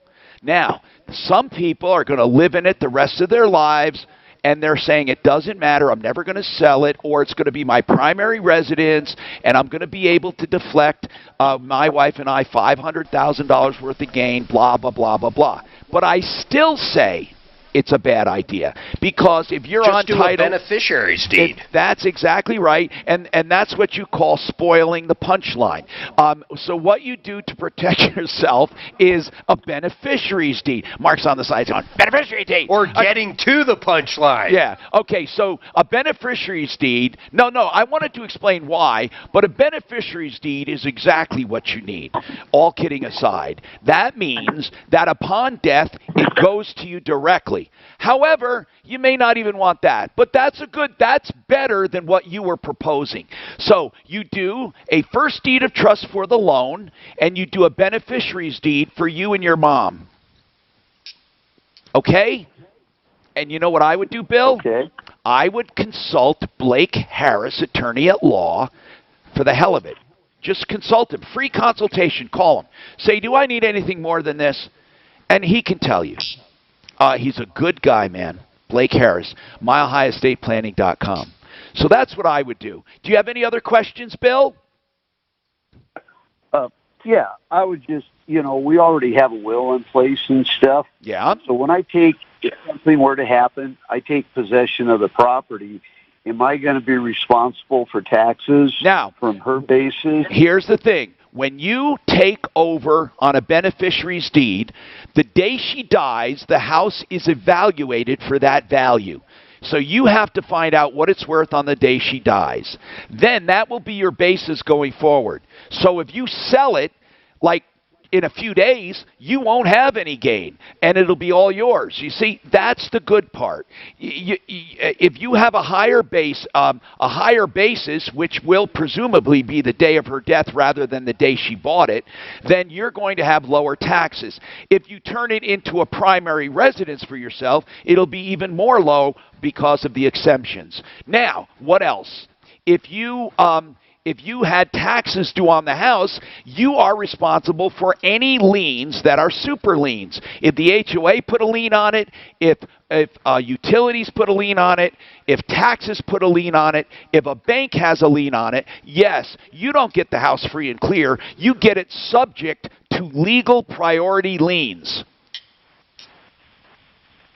Okay? Okay. Yeah, so you do a beneficiary's deed, and then whatever is owed, you owe. So when you take the house over, you either take the loan over or refinance it if it's not paid off. If there are taxes due, not income taxes, now I'm talking about property taxes, you will owe property taxes. You'll owe any other legal priority liens, and that's what you will owe.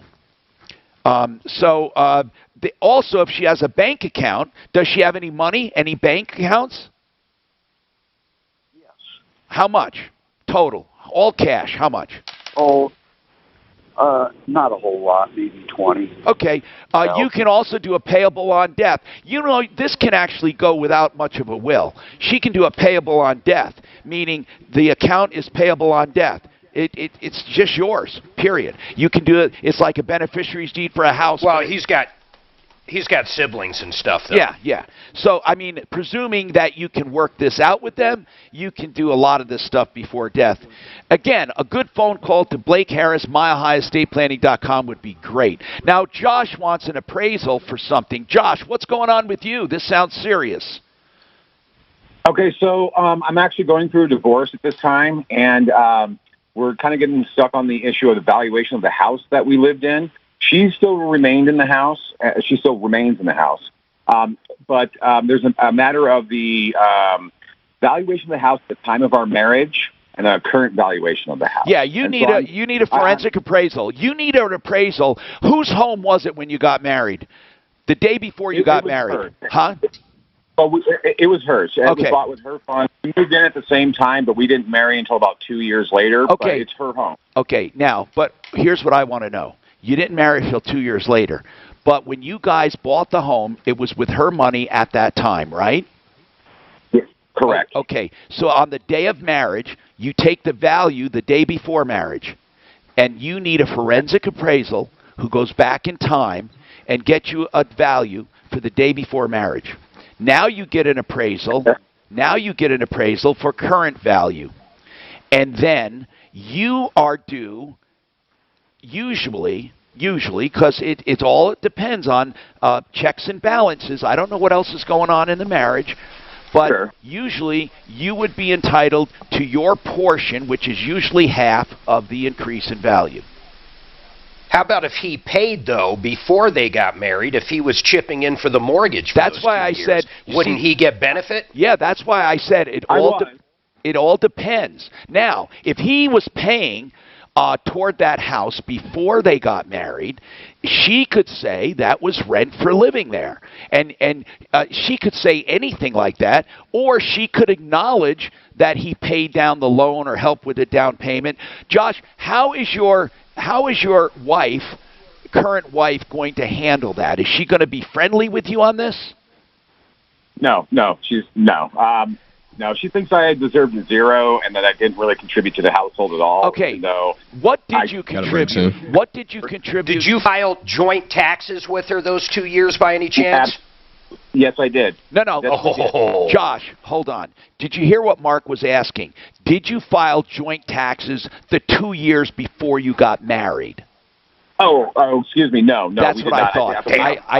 I didn't think you would, because Mark is trying to make a case that you were common law married those 2 years, and that the valuation starts earlier. But it doesn't. It could matter. But here's the deal, Josh. You have some more problems you're not anticipating, and I'm going to tell you what they are coming up, and then I'm going to take Cal with his refrigeration and Carl with another problem, all of that coming right up. Clear. So roofing in about a minute. Thank you. This is Denver's Talk Station with Tom Martino. Now, Dan Kaplis today at 4, 630 KHOW, Denver. We might want to work Bonnie into this. Good idea, Mark. Get Bonnie and Shields on. Get Bonnie Shields on the phone. Daphne, if you could, please. This doesn't sound like a mediation one, though. No, self-convention's my favorite. Yeah.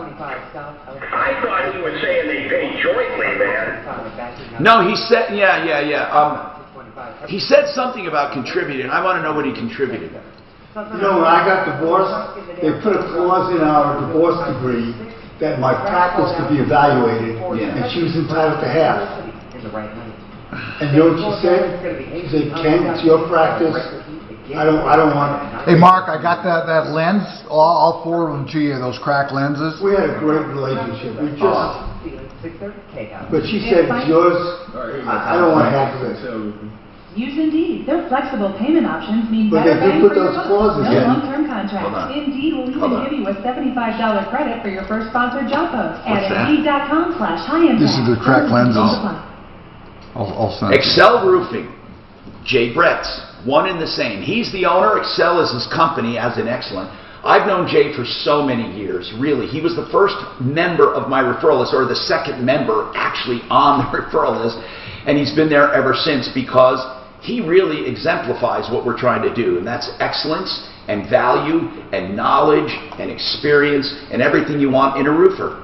In business, 25 years, more than 30,000 satisfied customers, and warranties you can trust. He also has a repair division, and that's what I love too. It's important with when you talk about a repair division, you want someone who can repair as well as put in an entire roof, and that's excelroofing.com, as in excellent, excelroofing.com. And what I want to tell you about the other part is that he doesn't take, this is one of the most important parts I should say, he doesn't take a cent until you're content. Not a penny.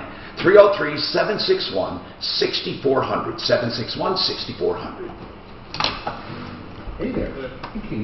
And sent you guys pictures of as far as the cracked lenses on that, you know, where they put that film on.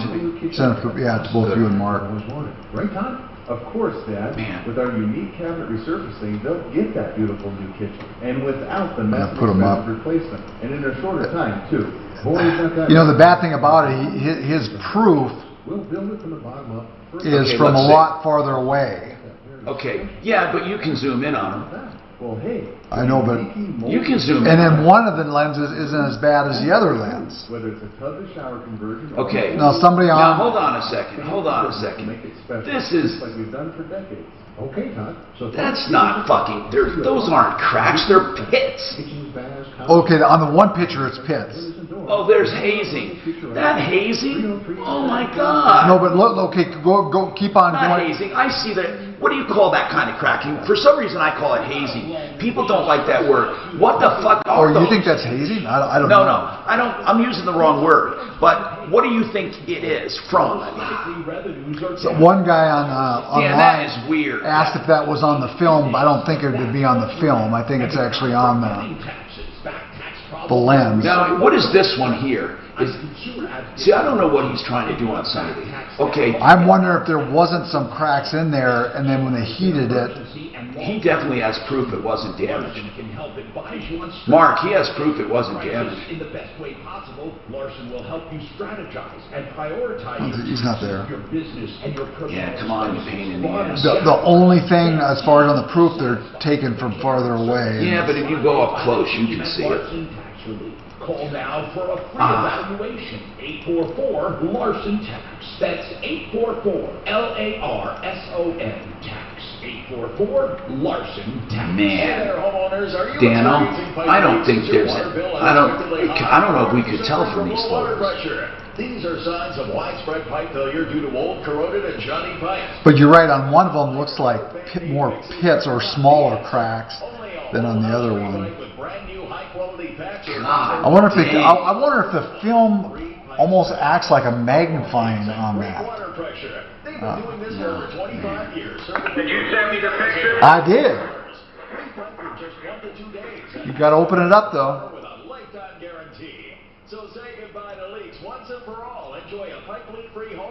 Now he says shattered, and here's another thing: is those cracks may diffuse, but I don't know. It probably won't let any water in it, or. Wait a second. Where's the pictures of the headlights? Prior, as the very first pictures. When they're sitting in the car dealership? Yeah. They bought it 3 years ago? No. Now, I didn't understand that. Was it bought brand new? Here, or like me, all three. But we no longer have to travel to Seattle or LA to get the. No, it was a 3-year-old car, but he bought it in July 2020. Guaranteed to grow. I've done the research, and I can tell you I was purchasing this from Group Ford on 7/21. That goes well beyond CDC guidelines. Right. So join me in this battle. The next 6 pictures are taken in my garage. That can be truly life-changing. I want you to be one of the first to schedule a free consultation, and I'll get you special financing, 250 free paragraphs, and $250 off. Just call 720. Yeah, it doesn't look like. You know, we finally have access. You know what? Hair restoration right here in the front. So here's something. You tell me, for the pictures with the most cracks on, isn't the worst one on the right?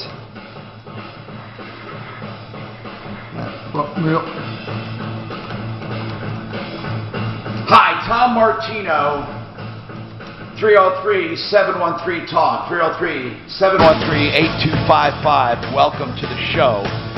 303-713-TALK, 713-8255. Now, where was this? Did he hang up the guy? Weren't we going to continue? Actually, I got his number. Bonnie won't be available for 15 minutes, Thank so you. when she calls back in, I'll get him on the line, too. You are all over it, ma'am. You sound like a smart woman except for one thing. Daphne is a very smart woman. No, one thing. One thing, yes. Okay, you want to know what it is? She got a Great Dane puppy, for God's sakes. Oh, that's smart. Those are gorgeous dogs. Oh my God.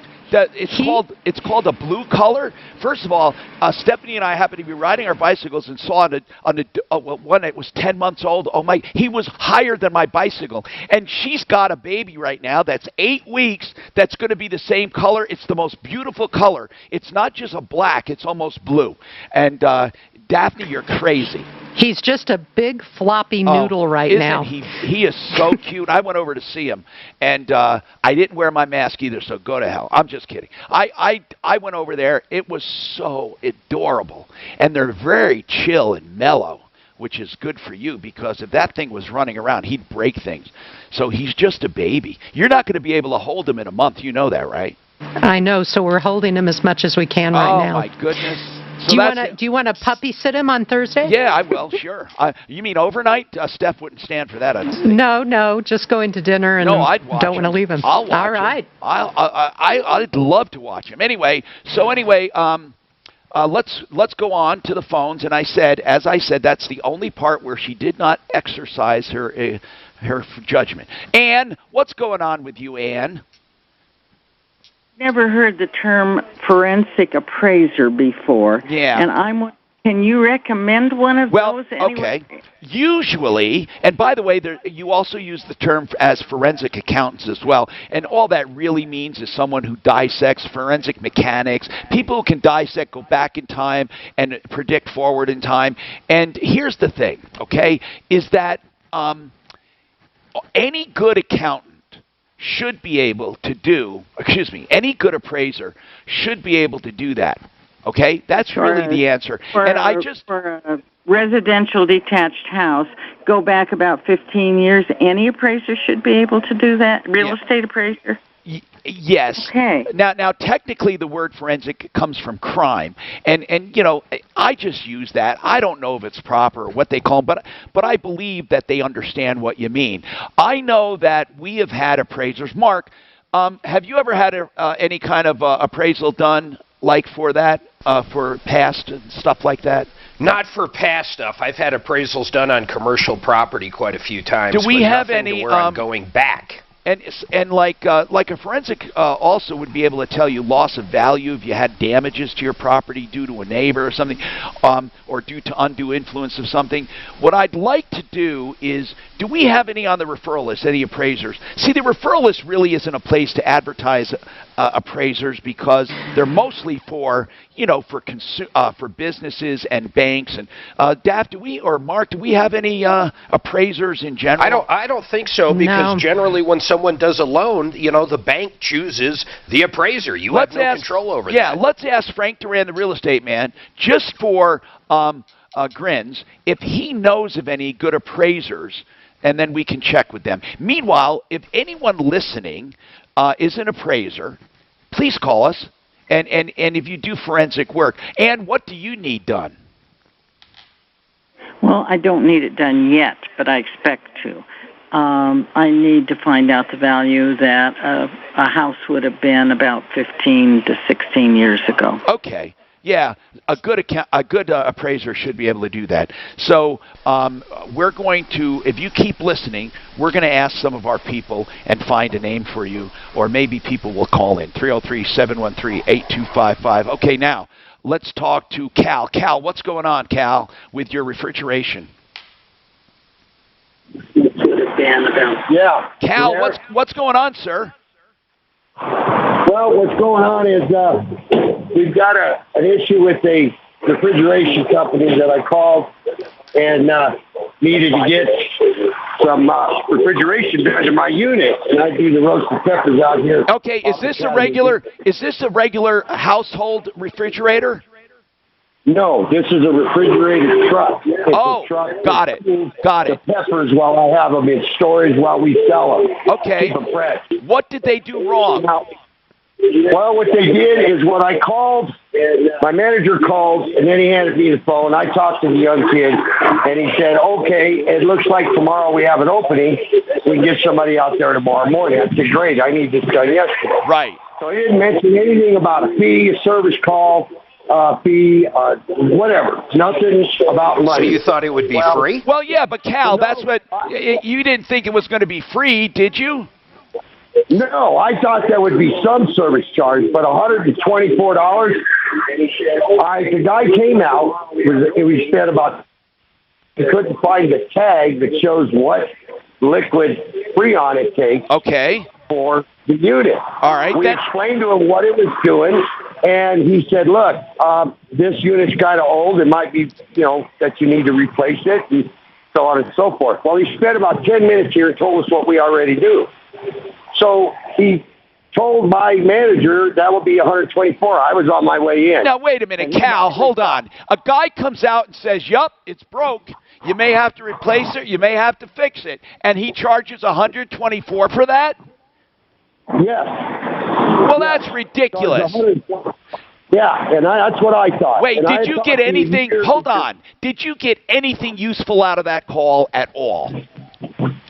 No, but I finally got some redemption today. What? Okay, just when I called them this morning, your office called and said, look, we're going to go ahead and have you talk to the manager, because I started getting into a little argument with the kid. Yeah. He said, I don't believe that we didn't quote you a price. I said, look, I'm 61 years old. I've done business most of my whole life, and I know whenever we had Cal's Towing, we would tell our price rate years ago, and that was 25 years ago. Okay, but what's the point? What did they expect? What is normally included for $124? You have to get something more than a guy saying it's broken. Hold on, I'll come right back to you. Just hang on. Clear? Okay, this time Mark can do Joe.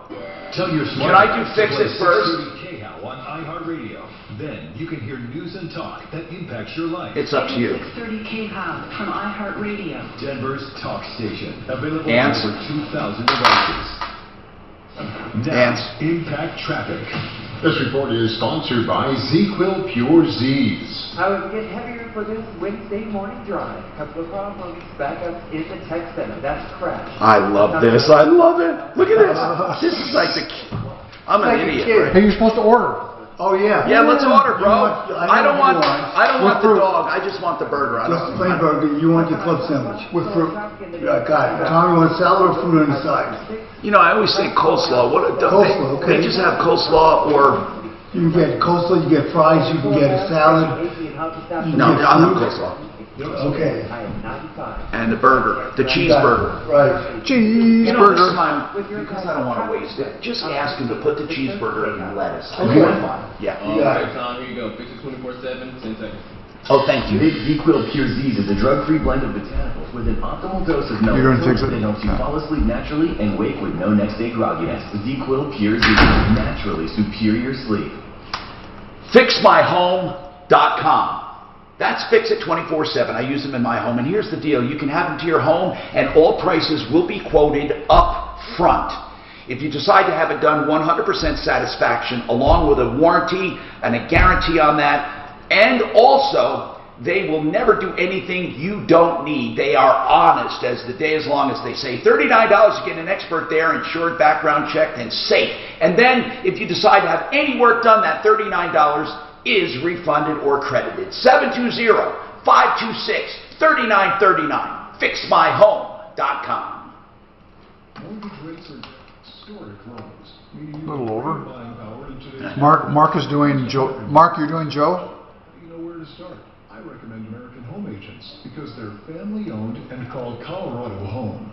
They know where to find the best He's talking to someone. They can introduce you to one of the nation's top mortgage lenders, American Home Builders, 303-695. I got to call her again. I tried calling her last night and I couldn't get her. That's scumbag. Yeah. I want to know where it is. That's what I'd like to. So. Joseph A. I know, I'm fucking retarded. No, little shit like this takes away stress. That's just like those little... Those fidgets. But this is like... I used to have these. Then I had something called a worry stone, which I'd rub. This is crazy. These are cool, though. Good quality shit. I don't even know what they are. I find it impossible that Joe's buying 15. No. It was at 60. No, it's not, Dan. Oh. I find this fucking stupid. You know what? They're not. They're bonusing him. Well, that's fine. A bonus live 15 is insane for an attorney. Yeah. Well, you can say, well, okay, but you can get enough info. And did you do it? Yeah. Good. I still find it hard to believe that's correct. Mark, I got some thoughts on this anyway, as far as advertising and how I want you to take over a lot. Say that again. I got some thoughts on this whole advertising thing and how I want you to take over everything. I mean it, just for my show. I understand. And I got support on that, by the way. I've been talking to people. I'll talk to you later when we have our business meeting. Hey, Mark? Yeah. Hey, Mark, did you ever see the movie The Kane Mutiny with Humphrey Bogart? Okay, well, Humphrey Bogart is in it. Yeah, actually you do.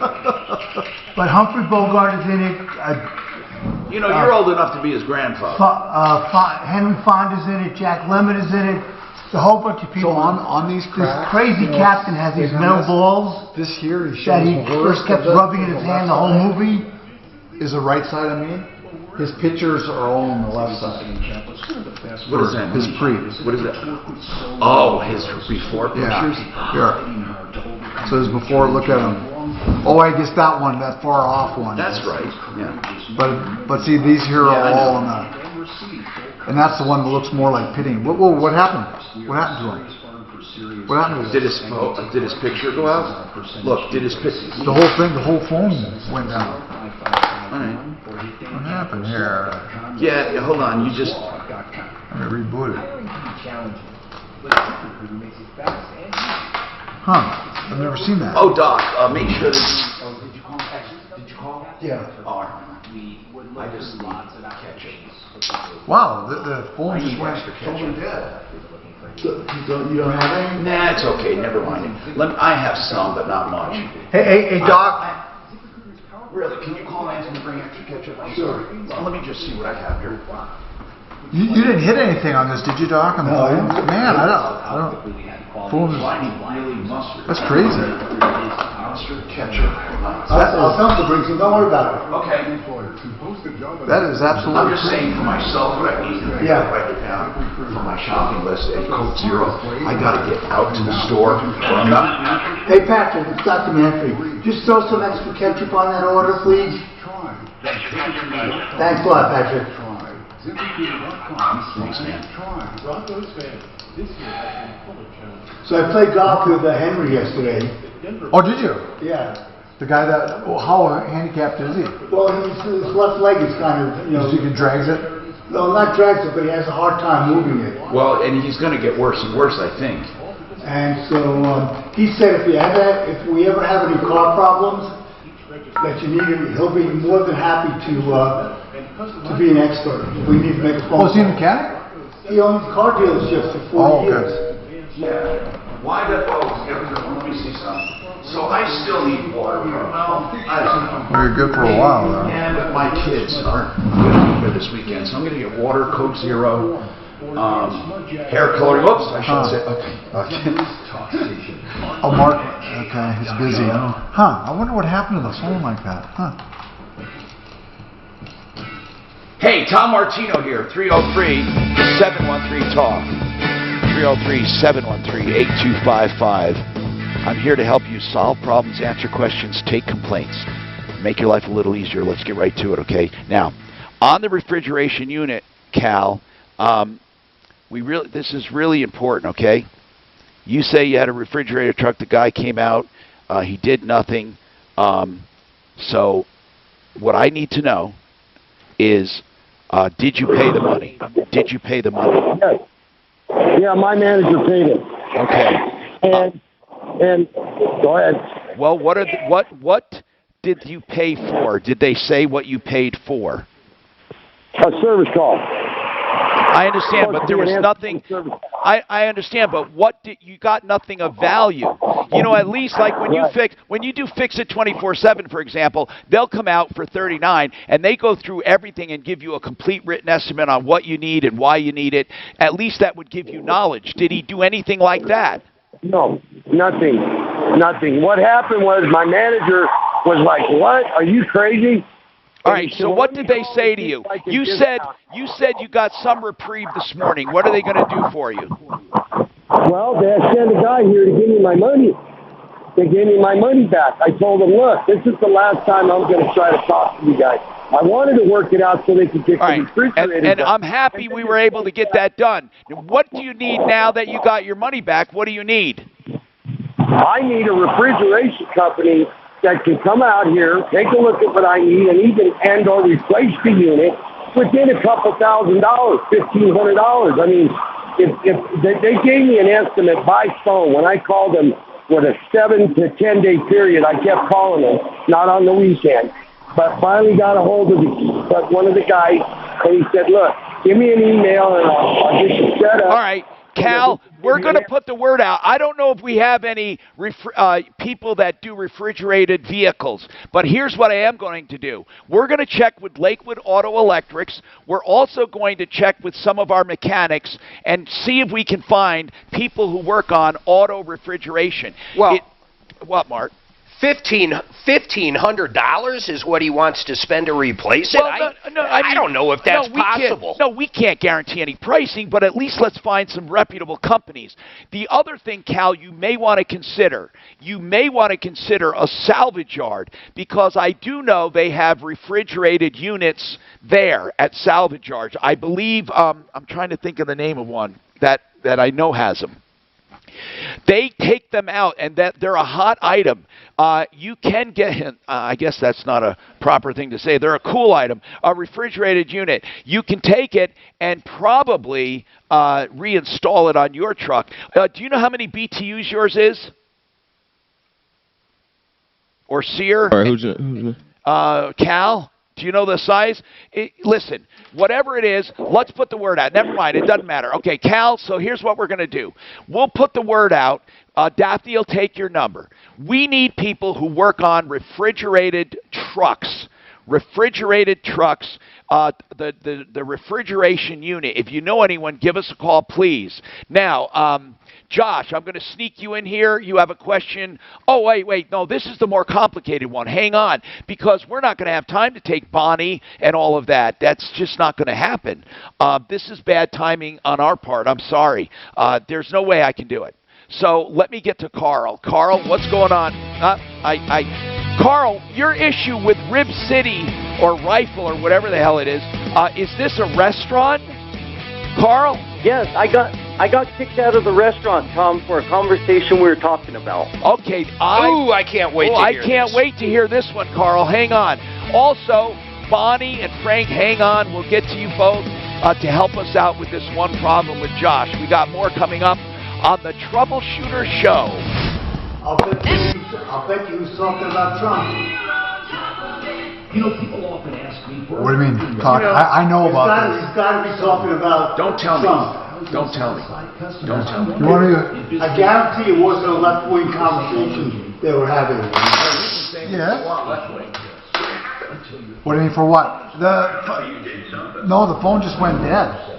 Well, your phone did, mine didn't. No, yours did. Mine didn't. No, you, not me. Yours went double dead. Yours went... This time, let's use napkins. I have a shitload of napkins. Here are napkins, guys. We'll use them. Okay. I'm going for a paper towel. Too quick. Even Alibaba gets about $3,000. Alibaba? Just for the fucking unit, not the installation. Yeah, okay. Really? Really? Fucking Alibaba, you still go to that scam site? You can. What are they? Does that come with or without COVID?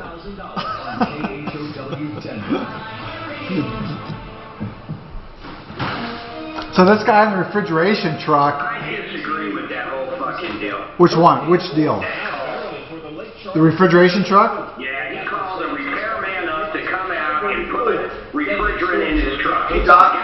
Yeah. You can break down and have take this last one. Sorry. I'll have the Mountain Dew. I'm fine. So you probably know a little bit about that. So I says, why don't you go to a car dealership? He says, I can't go to a car dealership for air conditioning stuff. This thing gets down to 30 degrees. What the hell? Freon is Freon, right? Yeah, but they can't service that. They can't? No, they only have those automotive. Well, they still have that though. This is a commercial, but the fittings are different. Oh, really? Yeah. That it's one of those. It's like a commercial unit, but adapted to the truck. And the auto ones have that universal nozzle that they. I don't think their equipment hooks up to his. At last night's Republican National Convention, the coronavirus barely came up, and when it did, why doesn't he just go grab an old RV? Even with death toll surpassing 178,000, Larry Kudlow over the Trump economic. But he said it wasn't completely dead. It was You guys just ever not. drink sparkling water? Yeah, definitely. Okay, I'm gonna put this on ice for a minute. Yeah, I like the Croix. 100-year pandemic. Le Croix? You like Le Croix? That's what it's called. Hey, did you see on those cracks? What did you think of that, Mark? If you were a little more sophisticated, Dan, you would know it's French. Actually, Le Croix means lackey in French. next week the first ever commercial flight from Israel. By the way, Tom, I looked up forensic. It means pertaining to a court or an argument. Oh, I thought it was death. No. Okay. Or crime, I mean. Crime. No. It just means pertaining to a court proceeding, basically. I absolutely love my job, but the constant shedding, not so much. But then I got a Swiper Super Pet Kit, and it is amazing. These super thick cloths pick up a crazy amount of hair. Just look at all that. And that was from just one swipe. And the best part? Sweeper's so much easier to maneuver than a broom or a vacuum, easily getting around chairs and under the couch. You're right. Now I can focus on you, not your shedding. Swiper Sweeper Pet Kit, because shed happens. You may meet in an office or on a video chat. Your commute might now be measured in feet, not miles. Hey, Mark. So would a person in that truck, would a regular AC person be able to do that? Just like in a home AC unit? Selection for the home or office. You mean just that Freon? Yeah. I have no idea, man. Save big. Yeah, why wouldn't the regular AC guy be able to do it? Yeah, but I mean, to me, because they still have. Okay, how often should Freon leak out? Do you know the answer to that? No. But he said it was just not cooling very much. I mean, Right. So how often should Freon leak out? it should never leak out. Okay, so there's something fucking wrong with it. What if the Freon wore out? That happens. It evaporated. Rock and mudslides or anything else that's going on. We don't know. But they still add Freon to cars or whatever it is to cars too. I am so happy. That is so wonderful. What? So congratulate him. We can't celebrate later because you're okay. No, why don't you call him now? Why don't you call him? All right, I'll see you. Bye. Griffin got his instrument rating. Just got it. Hey, Dan, are you and Dak coming over here the week he's gone? We have to talk about that. We can. And by the way, I'm still gonna. My son just started making a little noise about not wanting to go. But hold on, I'm still gonna take some time off. But that's what he was doing. He was making noise. I'm just saying that because. Hey, the same thing happened last year. The same bullshit. No, or the year before. Here's what they said. There's so many restrictions with that COVID. A lot of the boys are getting pissed off. Well, we need to call him up and tell him how fun that is. Call Griffin. Camping. That he needs to go. Who's Griffin? Trump sending federal law enforcement in. To where?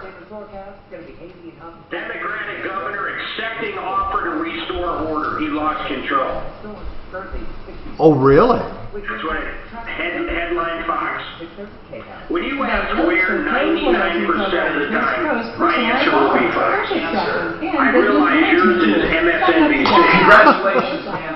That is so cool. Oh, man. I know it.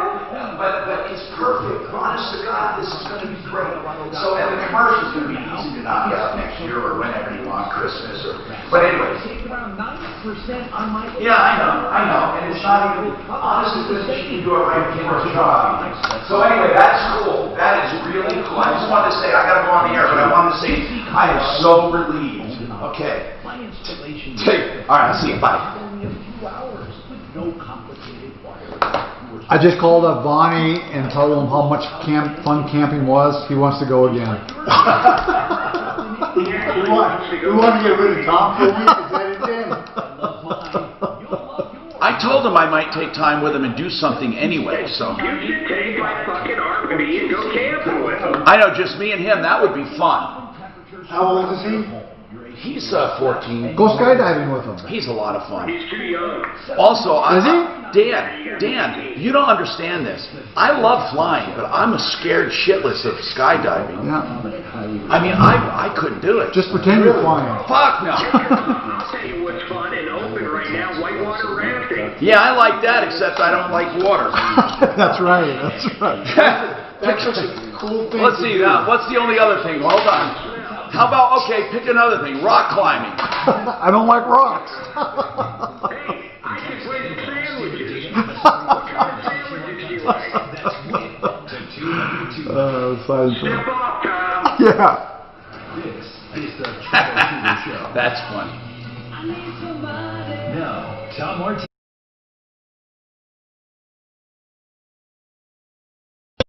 I'm Tom Martino, your troubleshooter.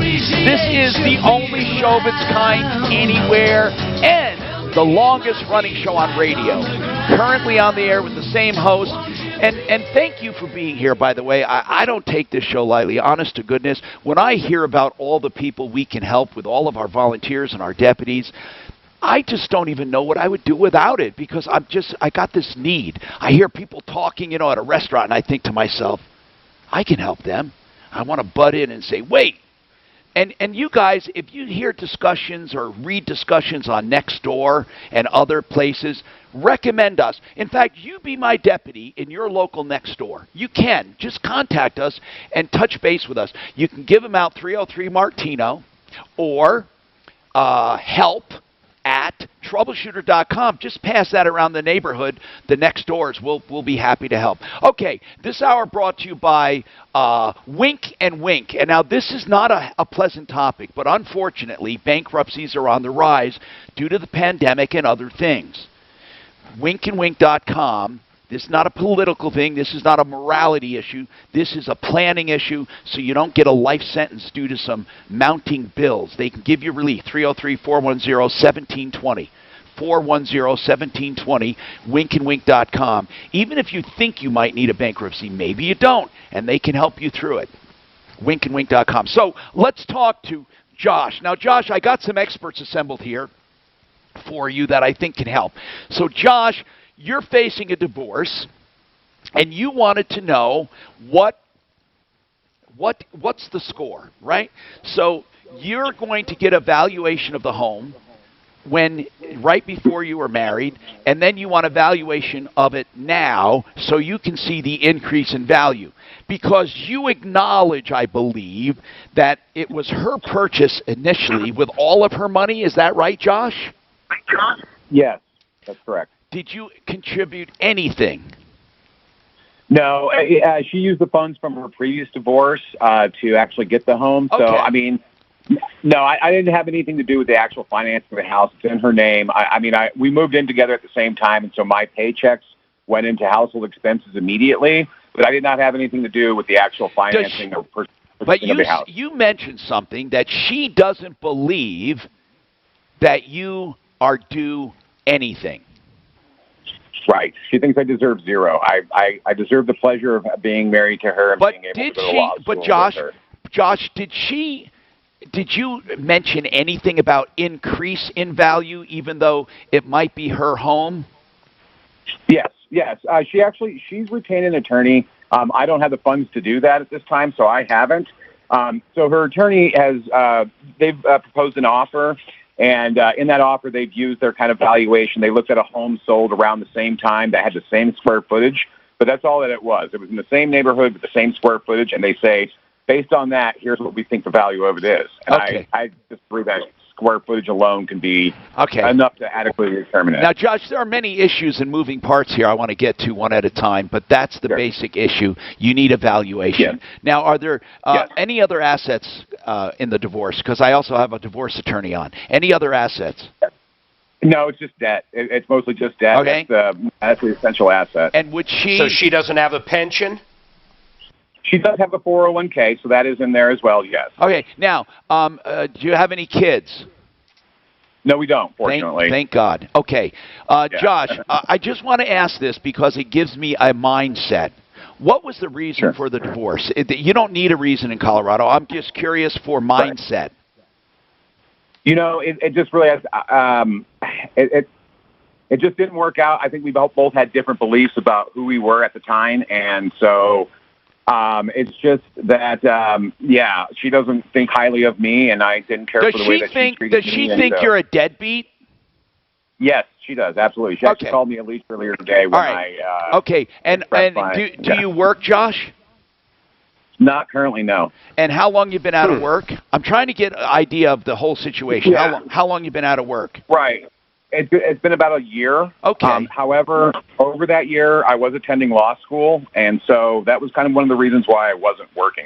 Where were you going to law school? DU. All right. You got accepted into DU law school. I did. I'm 40 years old, and she was very happy with it at the time. Well, that's not a deadbeat, unless, of course, you're just using it to delay the life. But are you still in law school?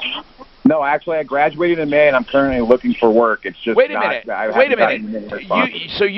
Have you taken the bar? No, I was scheduled to sit for the July bar, but because of COVID and concerns about that, and the fact that I started initiating this divorce in June, I just didn't I didn't feel confident enough that I'd be able to successfully take the bar in July. And Colorado Supreme Court has allowed those that were registered for July to put it off until February, which is what I did. Okay, you know what? You really... It was too tough. Hold on, bro. You really are accomplished. You are now going to be an attorney. You have a Juris Doctor, man. Doctorate. That's good. That's very good. So, man, that's good. Now, let's talk to Frank Duran, the real estate man, first. Hey, Frank. When it comes to forensic appraisals, who would you recommend? You know, I don't have a specific recommendation. I did find somebody I talked to that does them, and I've talked to a couple of my sources. They don't really have the context, but this one gentleman I talked to says he does them, and I checked out his website. It looks like he covers quite a bit of things with appraisals. And he specifically mentions forensics.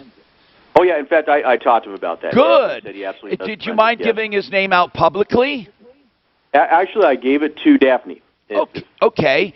But for those listening, does he not want to be mentioned? I don't think he'd care, would he, Frank? Or it's okay. I could tell you who it is. It's Appraise Colorado. Okay. And it's the gentleman I spoke with is Anthony Ridley.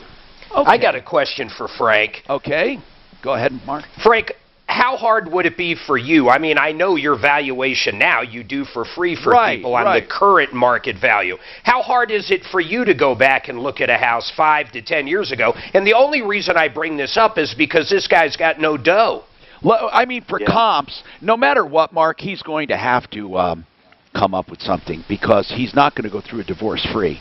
And that's, no matter what. That's right. And if he does go through it for free, he's going to get raked over the coals. But, Mark, there is a technique they can use, and I'll get to that in a second. It's a good point to bring up. But Frank, to begin with, though, market evaluations, I'm wondering if they would accept a market valuation because you could go back and see actual comps, right? Yeah, that's right, Tom. We can go back pretty far. I don't know, Mark, I don't know if I can go back quite 10 years. I could definitely do some checking on that, but I know we can go back several years, maybe 5, 6, 7 years. All right. So, Frank, thank you very much. Hang on for a second. So he's saying Appraise Colorado, Anthony Ridley might be a good source. Bonnie Shields, attorney at law. I want to bring her up along with Josh. So, Bonnie, Mark brought up something about not having money. There is a technique I heard of, and I'm not sure if it works or not, but I believe it's accurate. It's called a lien on the divorce, meaning that a person, a professional, could put a lien on the divorce, which takes money out of this guy's share of equity or whatever he gets. Have you heard of that? Honestly, I have not heard of that, Tom. Okay, all right. They file it with the court. They file it with the court for fear they won't be paid, and I've seen that once, and I found it weird, but it was an actual lien on any future settlement for this person. Yeah. Anyway. I would imagine. Okay. Hey, Tom, I'd like to weigh in on that appraiser. Go ahead. Because the way this works is, he needs an appraisal for the house for sure. All right. And I don't know what you mean by the forensic, but there are people out there that they do a lot of these. They get them done. They stay neutral. Yeah. And so there's an appraiser I've started using because when he's reasonable, he's $200 cheaper than everybody else around. I'd love to know it. Who is it? Joe Tuchton. I don't know if I pronounced it right. Tuchton. And then its number is 303-885-9478. He's $600, and I will tell you the going rate for guys that do this is generally $800. So he goes back in time. He goes back in time. No, that's for the present day. The back in time, some of these people charge even more. He just gave us a quote to go back, and they call it a retrospective value. He's doing it for $250 on one of my cases. That's a steal.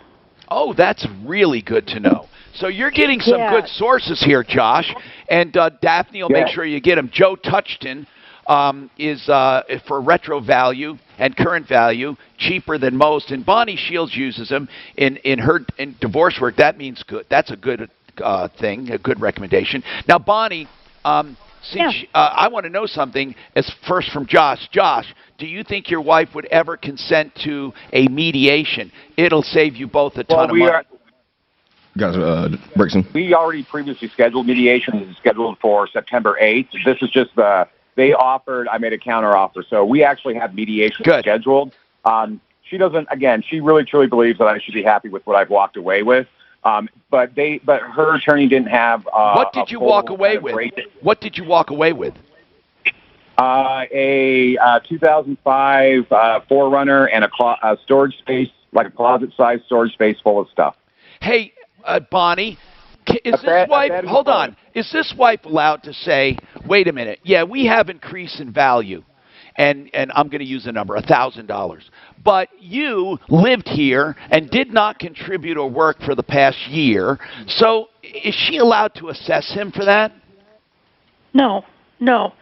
They were married during the time, and it's assumed, she hasn't filed divorce sooner, it's assumed that was a decision made of the marriage, that he be in school, and if you're in law school, you're probably not going to work full time. I did have student loans that I took out that I did contribute to the household expenses as well. It wasn't like I was a deadbeat. I was taking out. I understand. And let's not forget, you were in law school, and you have a law degree, and you're going to pass the bar. Got a break soon. So hold on. Just hang on. I got to come back to you to finish this up right after this. Clear. 30 seconds until zero. Mark can do that. Mark, zero res. Snuck in the night and committed these murders. Nobody had a clue about who or a why. You got 8 people dead, and things like that don't usually happen in a small town. They don't usually happen anywhere. Somebody was trying to send a message. I don't think there can be any doubt about that. They could have written a more sinister story than what's playing out in Pike County, Ohio right now. Find the Piketon Massacre on the iHeartRadio app or wherever you get your podcasts. Zero res. These guys can come out and clean your carpet. Suzanne and I had them out. God, it's been about a year. In fact, I got to call them again. I can honestly say this. Honest to God, I can say this. It was the best carpet cleaning we have ever had since we've lived here in Franktown. It's absolutely unbelievable. These guys don't leave any of those soaps or emulsifiers. Basically, your carpet is clean when it's done. And the part I liked about it, it actually dries fairly quick. You know, it was 3 or 4 hours. It didn't take like 24 hours to dry. They know what they're doing. The other thing they have right now, which is really cool, is the ZR Shield. It's Zero Res's unique disinfectant that kills over 99.99% of viruses and bacteria, and you can just figure out what that means. And guess what? It lasts for up to 90 days on surfaces. They spray it on doorknobs, refrigerators, virtually your whole house, lasts up to 90 days and continues to kill those viruses. It's simple as this. ZeroResDenver.com. The cool part about Zero Res, too, is, guess what? You can spell it backwards, and it's just like spelling it forwards. ZeroResDenver.com, 303-471-5150, 303-471-5150. This is Dan Kaplis. My parents always told us that we were put on this earth to make a difference. Each in our own way. Our law firm lives by that motto. We are here to make a difference. We're privileged to make a big difference in the lives of our clients, and often our cases You're back up. make lots of other people What is that called when you can spell a word backwards and forwards? Oh, damn. It's a palindrome. A what? Palindrome. P-A-L-I-N-D-R-O-M-E. Oh, yeah, that's right. It's called good diction. Yes. What is the most famous palindrome, Doc? Race car. Zero res. No, what is it? What Mom. Radar is one. Race car is one. Holy shit. Zero res is I didn't one. realize this. You want to know the most famous? What? Holy shit, this is absolutely insane if you ask me. Doc, note, I dissed it. A fast never prevents a fatness. I diet on cod. What did you say? He's doing the sentence, not just That's a palindrome. 14 words, 52 letters. Wow. Wait, a whole sentence? Yeah, check it out. Here it is again. Doc, note, I dissent. A fast never prevents a fatness. I diet on cod. Or, even if he can perform, it's just not like it used to be. This is Jeff for the Rocky Mountain. I don't believe it. I just came up with it, actually. Maybe it's time to make the last time you have. I said, what's the longest palindrome I could come up with while talking to these guys? Yeah, that's good. Nah, right. Giving them back their That's what I did. positivity, and in many cases save their relationship. Oh, here's another one. Never odd or even. That's a fucking palindrome. Unlike the online pharmacies that just sell pills, we have a variety. Never what? Never auto even. That's a good one. They could have you performing like you haven't in years. Let us help you make the last Damn it, I'm mad. Hey, that's one too. the last time that happens. For just Damn it, I'm mad. I'm going to use that one. blood work and medically advised a test dose. And if that test dose doesn't So you work in guys your gotta office, think like a palindrome like me. at 720-440-7900. Because you look the same going forward or backward.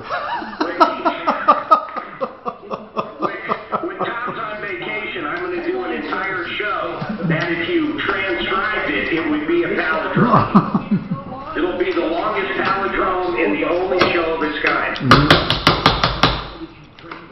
Be like the backward Seinfeld.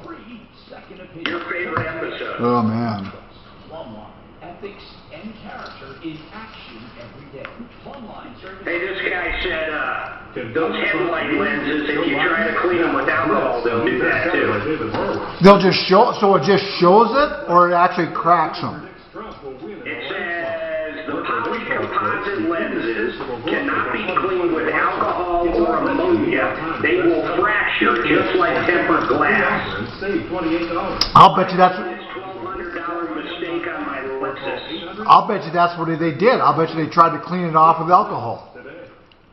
This report is sponsored by Mattress That's Firm. very A few days away from turning the corner to some cooler weather, but first off, today's... And it makes perfect sense, right? They probably would clean it off with alcohol. Well, what doesn't make perfect sense is why the lenses would do that. She's saying $500 when you get a king bed for a queen price, or a queen. I'll bet you they got to be partly cracked Base when you spend already. Save 50% on top-rated brands like Beauty Rest, Soda, and Stanley. Shop I mean, it's hard to believe if I took rubbing alcohol and rubbed it on a Lexus headlamp, it would do that. Right, I agree with that. National Convention later tonight. Hear live coverage beginning at 6. What kind of, do you have poly on your G-Wagon? How do you know? Grab some rubbing alcohol and go clean his Hello, I'm Tom Martino, your troubleshooter. Josh is going through a divorce, and they're valuing the house. The wife bought it with all her money, with proceeds from her previous house. Now what they're going to do is value it before they were married, the day before and now, and then get that equity spread. It's called the increase in value. Bonnie, I want to make some points or get some clarifications here. In a marriage, are all increases in value of assets considered a piece of art or anything? If it increases in value, is it deemed to be community property, the increase? It is. It's marital property. Now, also, Tom, just Go don't ahead. mean to get sidetracked. He'd mentioned a 401k and didn't mention anything about that. If there's been a 401k building up, he's entitled to a portion of that as all right. well. Yep. He did mention that before you. So, before you were on. Now, here's the other thing. Let's say there is an increase in value in a number of assets. We always use the term half. Is it actually half, or how is that determined? It is not. There's no 50% rule at all in the statute. It's supposed to be fair and equitable. What does that mean? So, most of the time it means 50-50, but that's not really a hard and fast rule. There are times for certain reasons that the judge will split it a different way. That's what I wanted to know. An example maybe of how it could be construed differently. Yeah, I think in this case, the one argument that the other side might have is that for the last 4 years, he has been in law school. I don't know if he worked any less or contributed any less. Yeah. And now he's going to take away with him an opportunity to make more money. That would be a reason that the judge is supposed to consider all the circumstances. What if she paid for his law school? I'm not saying she did. What if she did? Well, that might be a big circumstance for the court to consider. Oh, could they Especially actually if order? it was DU. Could they order some kind of reimbursement? They might order like not a 50-50 division of assets or something like that. Josh, who paid for your law degree? So we both kind of did. The first year of law school, she actually co-signed on the loans. That was the first year before we got married. Yeah, Then but she co-signed. Hold on, she co-signed, but you're going to pay it off, right? Well, I'm willing to accept paying it off. I understand that there's a certain division that I'm just asking you how much. If you're going to pay that off, that doesn't count. How much did she actually contribute to the education out of pocket? Well, she didn't contribute anything. It was student loans under my name in the first year. I got you. Okay. And then also, though, I got a question she for provided you a place to live and a good home base that you could go to school. There's no doubt she contributed. Mark, what's your question? Bonnie, a lot of times we have asked you, or we've had women call in, and they can't afford an attorney during the divorce because the male was the primary income or the breadwinner. How come she doesn't end up getting an attorney for him if it was vice versa? Well, it's never that the court doesn't order you go out and hire an attorney for them. They get an attorney who's willing to go into court and ask for fees. So and how often are fees granted to the underdog? If the difference in income is substantial, pretty often. Really? If it's fairly close, not so much. Okay. Wow. This is all very telling. So, Josh, any other specific questions? Because we loaded you with information here. Anything? No. Well, I want to hold on. I want to revisit that. Bonnie, if he's been out of work for a year because he's been in school, that's zero income. She has been working. If he called you or called an attorney, would you most likely be able to get paid? There's a lot more factors I'd ask, a lot of facts I would ask. I'd want to know for sure, like what her income is, what debts he's paying, what debts she's paying, how soon can he get a job. There's a lot of questions I'd ask if somebody called and said, all right. would you I'd like take to my know, case on and go for fees? I'd like to know the initial offer you were made, Josh. So the initial offer was zero. So without a complete breakdown of how the student loans worked out, it doesn't matter. Just what is the actual offer? I was offered to walk away and just be happy. Just walk away. Zero. Hold on, nothing, but wait. Nothing. We just walk away. Okay, but wait. What about the debt then? I would take all of my debt, and she would take all of her debt. What would you take? That's insane. What about the first year of law school? I would be. They think that I should take that. Okay, so I don't. That's not an offer saying just walk away. Why did they say that? Because you had the benefit of living there. Is that what they're saying? Yes. Okay, just roughly in your head, what is the equity spread from the time you got married till now? Just without being an idiot, what is it? The house and 401k. Let's say $73,000 in debt. Most of it's debt. It's all debt. Well, then it's not equity, Josh. That's why I'm asking equity. How much did the value increase? Of what? Of the house. I don't know. You have no idea. I don't have an accurate. Did it increase? Did it increase? Like homes like that, what are they selling for? What are homes like that selling for? $80,000 more than when we first than since we've been married. So, with selling expenses, let's say, 60 maybe, but it's a substantial amount. And she thinks she should keep your 30 if it would be 50-50. Okay, what was the second offer? We haven't had one. I made an offer back. What did you make back? I made an offer of an equalization payment of $45,000 to take all of my debt with me, and to alleviate her of the student loan debt that she's responsible for. Does she want to say... How would you alleviate her?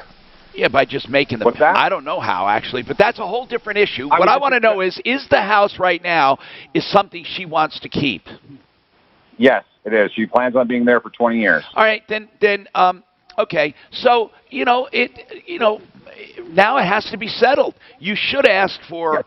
Mediation or something. That's what it sounds like. It all comes down to money. There are no big issues, and Bonnie does mediation. I would ask for mediation. But by the way, what do you? Just your gut, guys. I want to know. I'm thinking. I listened to this, and let's just say 80,000, but with selling expenses and everything. Okay, let's just say let's say they make, I don't know, 60,000, 65,000.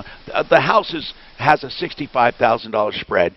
And he's asking for 45. I think it's unreasonable. I do. I think because you live there and it was mostly her dime you lived on, mostly, I would be satisfied with 25.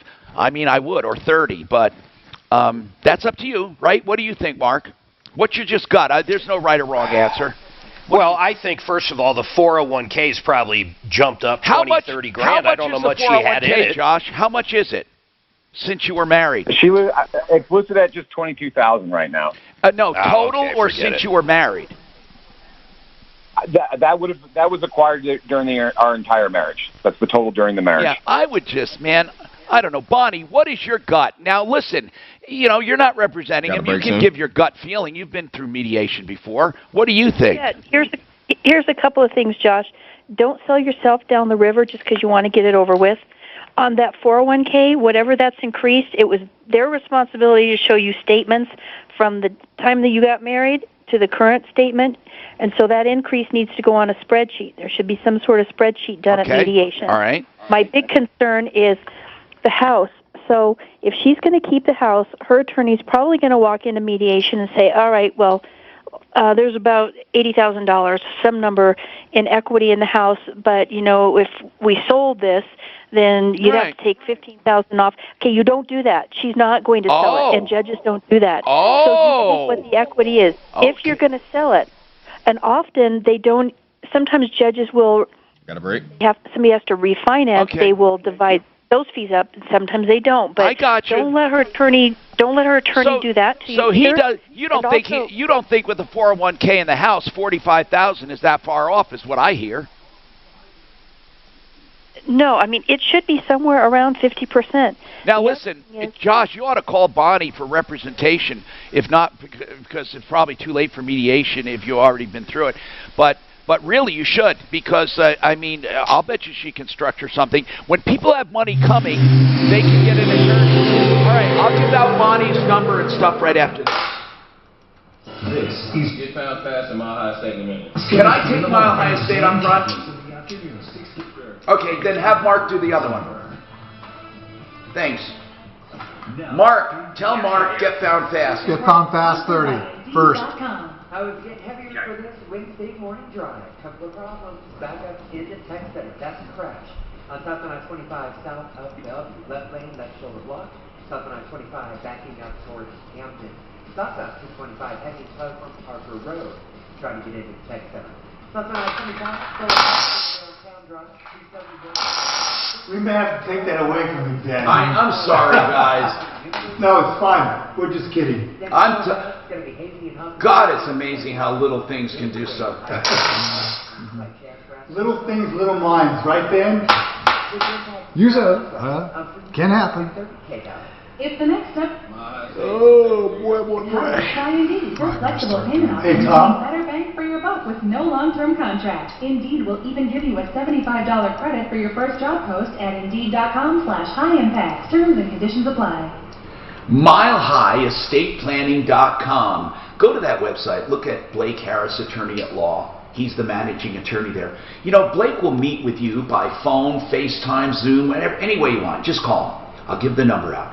And then he will talk to you, answer questions, come up with suggestions and a plan free of charge. That's right. In other words, he'll suggest what you need and what it will cost. And then you decide if you want to hire him, and you should. Because not having a plan is the most expensive thing you'll ever do. Protect your legacy with Blake Harris and MileHighEstatePlanning.com. Now, he works nights and weekends. He represents people along the entire Front Range, including Colorado Springs and Boulder. So I use him, and you will never be disappointed with his thoroughness. 720-924-6171. 720-924-6171. MileHighEstatePlanning.com. Time is of the essence. Would you mind hitting your brain? Hey, Tom, I got a great thing for you to do with Bonnie. What's that? The vomit comic. The what? Do you ever see when you go on that plane where they do zero gravity? Yeah. That would be a cool thing for you to do. But do they have them anywhere? Yeah. Where? I know there's one in Vegas.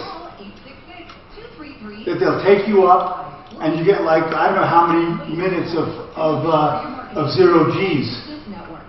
Yeah, they go up. And they do like a parabolic flight.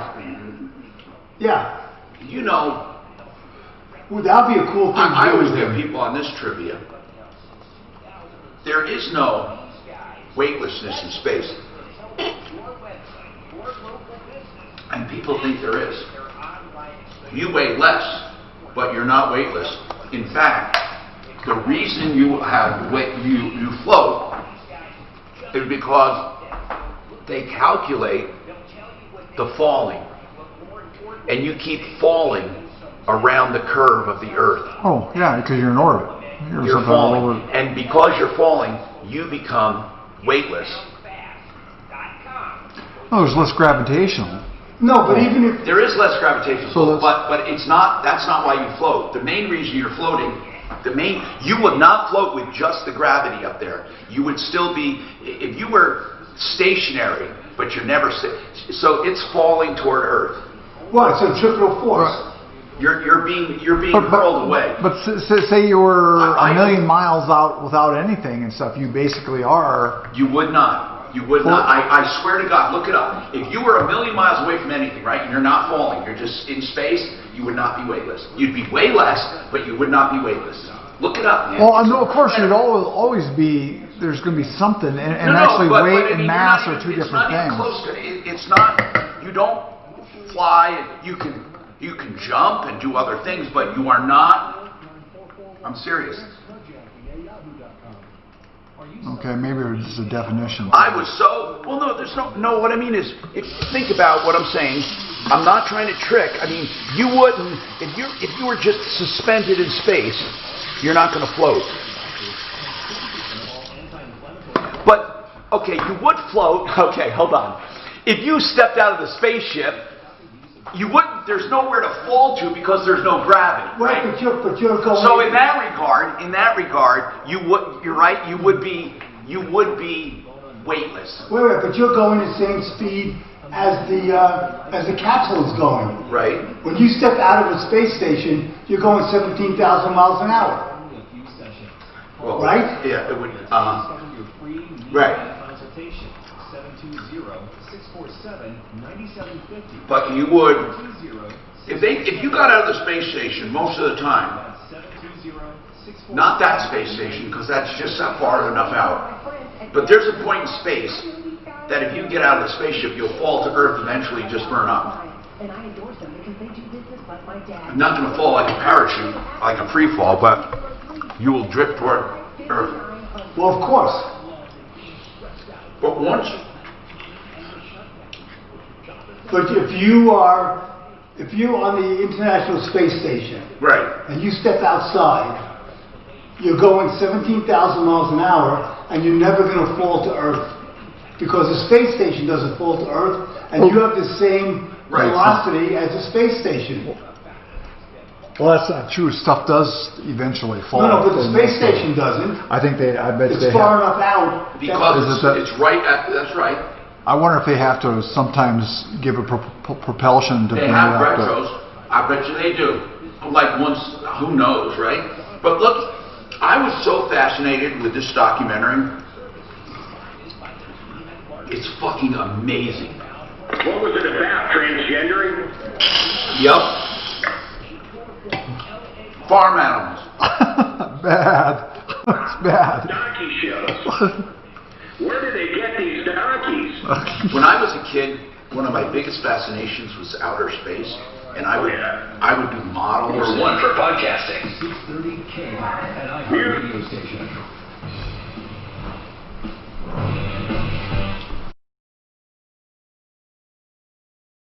Martino, 303-713-TALK, 713-8255. Let's finish up this divorce thing. Josh, you got your marching papers. Get an attorney. Try to work with someone who'll put a lien on it or a promissory note payable from proceeds in a divorce, and then do it. Bonnie Shields' number is 303-798-1927. 798-1927. Frank Duran, on a side note, we talked about your market evaluations. Frank Duran, therealestateman.com. Just in your experience, of those who have chosen to have you list a home and sell it, that's not an obligation to get a free evaluation. But when they do this valuation, when they do this valuation of the home, how close have you come to that valuation when they've chosen to sell it? Wow. I think we're not only coming close, we're striking above. Like this one we put under contract the other day, I'm not kidding you. We sold it even above what the seller was wanting, and then it sold for so high, the buyer agreed to bring cash to closing if it don't appraise. So we're not only hitting our mark, we're actually hitting above the mark. Okay, Frank, just one other thing. In those cases where the owners and the sellers get more than they want, would you tell them to send me the extra? And that would be wonderful. Frank, you know the big thing I he did. did. Tell him. Yeah, because the big thing. Go ahead. The big thing Frank did for me on that Castle Rock house that I never realized before was the different offers he brought to me. He got me 10 or 15 offers the first weekend, but then he went through and educated me on, well, this one there's no contingency. This one promised he'd buy the pool table in the basement. This one blah, blah, blah. So then not only did he bring me great offers, then we got to choose the right one for me. Okay, listen to this. Do you know how important that is, Mark, that you look at each and every clause in a contract, because people put things in there and it all means something? Frank said one of his biggest obligations is choosing the right offer, because not all offers, you do it based on the actual offer. The price. Yeah, you have to look beyond that. And I'm going to tell you a true story. When I bought this house, or Frank did for me, or with me, and when he was representing me, we put in something in the contract, okay? Stuff about keeping certain things. It was right out in the open. And all of a sudden we come here and none of that stuff's here. Frank says, where's that stuff? And the guy, honest to God, he said, I didn't read the small print. Frank, were you blown away? This is a true story, isn't it? Frank will never lie. Frank, were you blown away? Yeah, it was a little shocking, Tom, for sure, when we saw that. But it worked out, and that was a good thing. Yeah, it worked out. They had to buy all the stuff. But seriously, think about Tom, that. I'll give you a better one with him. All right, go ahead. This guy, he was negotiating my new house that I'm sitting in right now. He negotiated, and they agreed to such a low price on this house. Probably 2-3 weeks go by, and there's seller remorse, and they wanted to get out of the offer. But he had it ironclad. That's hard to do. Man, that's good. Yep. I think that worked out. In fact, I'll tell you what, that must be a signature of Frank, because on this house, they were having a little remorse. I mean, the way he beats him up, you know, he looks like such a nice guy. You don't think he's nasty. But, man, he carries a bat. He's not nasty. But, Frank, your way of negotiating, I mean, they don't see you coming. I'm serious. Pity the man or the woman, the people who underestimate him, because they see this mild-mannered guy and they're thinking, oh, yeah, okay, this is cool. He's got a nice guy, and then we get everything. It's incredible. Anyway, Frank Durant, realestateman.com. Thanks, Frank. Carl is having a problem with the restaurant, because this is now, Mark was really anxious to hear this. So am I. We're up against a break, but I want him to start. He said he was in a restaurant, got kicked out. Now, this is called Rib City, Carl, this restaurant? Yes, that's correct, up in Rifle. Okay, so you're sitting down, and what kind of a conversation were you having? Was it with a group of people, one person? Just describe the table to me.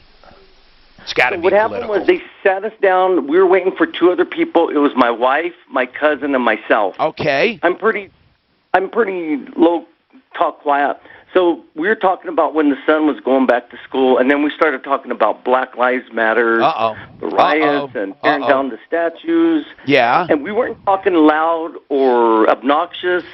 And then all of a sudden, the waitress approaches us and says, I heard what you're talking about. We don't allow old white men talking like this in our restaurant. Okay, now... We have a policy against Okay, now hold on. If, of course, now I will say this in all fairness. We weren't there. And are you an old white guy? I'm half white, half Hispanic. Okay. I mean, but was any of them, were any people in the restaurant of color?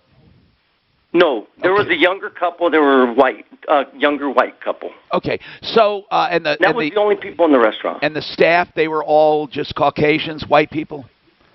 Yes. Okay. Younger ladies. Now, to their defense, you know, obviously, if I hear a guy saying, you know, and then these guys, blah, blah, blah, and they were being hateful or bigoted or not controversial, but really just downright, you know, we all know what real racism and bigotry is. And if I heard that, I think I would not want them in my restaurant either. That's not what he's saying, That's though. right. That's what I want to explore right after this. Clear, Fuller Law, and Master Rooter coming up in a minute. Now, Impact Traffic. This report is sponsored by Mattress Firm. How is it getting I can't tell you. Wednesday morning drive. You're not teasing anymore. Oh, I'm teasing. I'm teasing, baby. Left lane, left shoulder block. Stopping on 25, backing up Hey, Tom? Yes, sir. You guys are full of... I'm here. All right, cool. Never mind. I hear him. Oh, so he's first now just because you showed up? No. Pull it off City first. Crash called out eastbound T470 approaching University in the right lane. Denver forecast going to be hazy and hot this afternoon. Could have record heat again today with high of 90. Record heat again. Holy. I'll tell you though, the haze makes it wasn't as hot as direct sunshine. 6:30 K-House. Mattress Firm's Labor Day sale is good. All right, here you go. Pull it off in 10 seconds. You get a king bed for a queen price or a queen for a twin. Plus, get a free adjustable base when you spend $6.99 or more. Or save 50% on top-rated brands like Beautyrest, Serta, and Sealy. Shop now. Fuller Law. That's the name of the law firm, but we talk to John Fuller, and you can too. In fact, you get free legal advice. When I say that, that is so important. You can actually call and get advice on what to do if you're injured in an accident. You don't have to go to your brother-in-law Vinny, your cousin, or a no-nonsense neighbor knows nothing, right? You just go to John Fuller. Really, you lay out scenarios and he will really talk to you. Now, you may decide to hire him. It's not required. If you decide to hire him, even then, he doesn't charge out of pocket. It's a percentage of what he collects for you. It's called contingency. His number is 303-597-4500. That's 303-597-4500. Sebastian Show with Pete Corielli and Sebastian Maniscalco. So I looked up this Pete Corielli because we keep hearing him about him. He's a funny guy, man. Holy shit. I never heard of him. I never did until this commercial. Have you ever, self-diagnosed your own x-ray? Only my teeth I look at when the dentist is gone. Listen to the Pete and Sebastian Show on the iHeartRadio app. This is exciting! Or wherever you get your podcasts. Master Rooter Plumbing, these guys do drain clean. They do sewer line repair and installation, emergency services, excavating. That's right, they own their own excavating company. In fact, Master Rooter is a state licensed general contractor. They even operate in Denver. They do commercial, they do residential, but the bottom line is this. If you ever need a sewer line or any kind of excavation for any kind of water lines, these are your guys. They can save you up to 50% from the competition. It is as simple as that. Give these guys a call. Write the number down if you ever need them. And commercial contractors, write it down too. They do water lines, fire lines. These guys do it all. 720-434-3406. Great plumbers, great prices. Master Rooter Plumbing. 720-434-3406. Let's be honest about our daily oral care routine. It's a bit of a process. Most of us don't. A bit of a process. Nobody really likes doing it at all, leading to problems when we finally have that dental checkup we've been putting on. I'm Simon Enever, founder of Yo. Make your daily oral care routine more simple, affordable, and even enjoyable. Open up what? Master Rooter opened up a location. Really? Holy cow. Did they have one of their workers move to Phoenix or something? It's like George, except the owner Tony, he bought a place out there, so he's 2 weeks here, 2 weeks there. Oh, okay. I think George lives in California though, but doesn't George have a condo out here or something? I'm sorry, I didn't hear you, Ants. I'm sorry, I wasn't listening. I don't know what he has here, but I thought he sold his place in California because he thought it was going to hell. Okay. No. I still think he's going back and forth because his kids are in school. Oh, okay. QUIP.com. But I don't think he owns there anymore. I bet I wouldn't either, man. I'd be terrified. I know. Money in the long run. Either your house gets burned down because of a fire or a riot. Their fires, I think, are like 1 million acres now or something. It's crazy. In American history. So why not take advantage of a free mortgage review from American? I mean, this fire season sucks, man. And then I'm telling you, tomorrow, there's going to be fucking dead people that don't leave. There's going to be some morons that don't leave when that thing hits. And you cannot survive 20 feet of water. And never any obligation. Well, if you have on those water wings. Nothing to lose. Yeah, that's really. You have your own submarine. Okay, listen to this. More than 1.4 million acres have burned across California. 695-7000 or online at AmericanFinancing.net. So that is. It's all climate change, Mark. people know that Yeah, it gets a lot hotter when the fucking climate's on fire. But did you know it even cleans tough kitchen and bathroom messes that are sometimes tough to tackle? Just wet. Jeez, that's, you know what? That's 2,100 square miles. Yep, 2,100 square miles? Holy shit. Holy cow. That is a lot of fucking land. What happened? That's how much the wildfires in California. You said 1.4 million, right? Just ask Dylan Miscellaneous, the It CEO of is. Altura. 1.4 million acres. We felt like we were looking for a needle in Yeah, almost 2,200 square miles. Frick, that's a lot. We were very impressed with Can you imagine all the CO2 going off into the air from that? Yeah, but trust me, that doesn't matter. Really, the whole problem is nothing to do with that. It's the coal plant. At ZipRecruiter.com/time. That's ZipRecruiter.com/time. Oh, you know what I was watching the other day that you would appreciate that most people wouldn't? I was looking at the largest offshore oil rig. I forget the name of it, but it's 200 miles offshore, and it's a 3D walkthrough of it.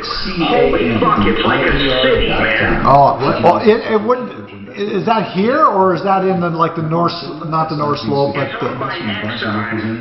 It's in the Gulf though. I would have thought the North Sea and stuff would have the biggest ones. Oil platforms. They're huge. So is the Gulf. I mean, the Gulf is littered with them because it's relatively shallow. But a lot of them aren't so big. But the North Slope, not the North Slope, the North Sea. Well, they have to be big because of the depth of the sea and the weather conditions. And the biggest one is called Burka. Your neighborhood paint store. Is it in the North Sea or the Baltic? It is in off the Russian Pacific coast. Yeah. Hey, I'm Tom Martino, and I really thank you for being here. I would love if you call and tell me what you like about the show, what you don't like about the show. I can't promise I'll change everything, but I will promise you that I'll listen to everything you say. And anyone who has criticized us knows that.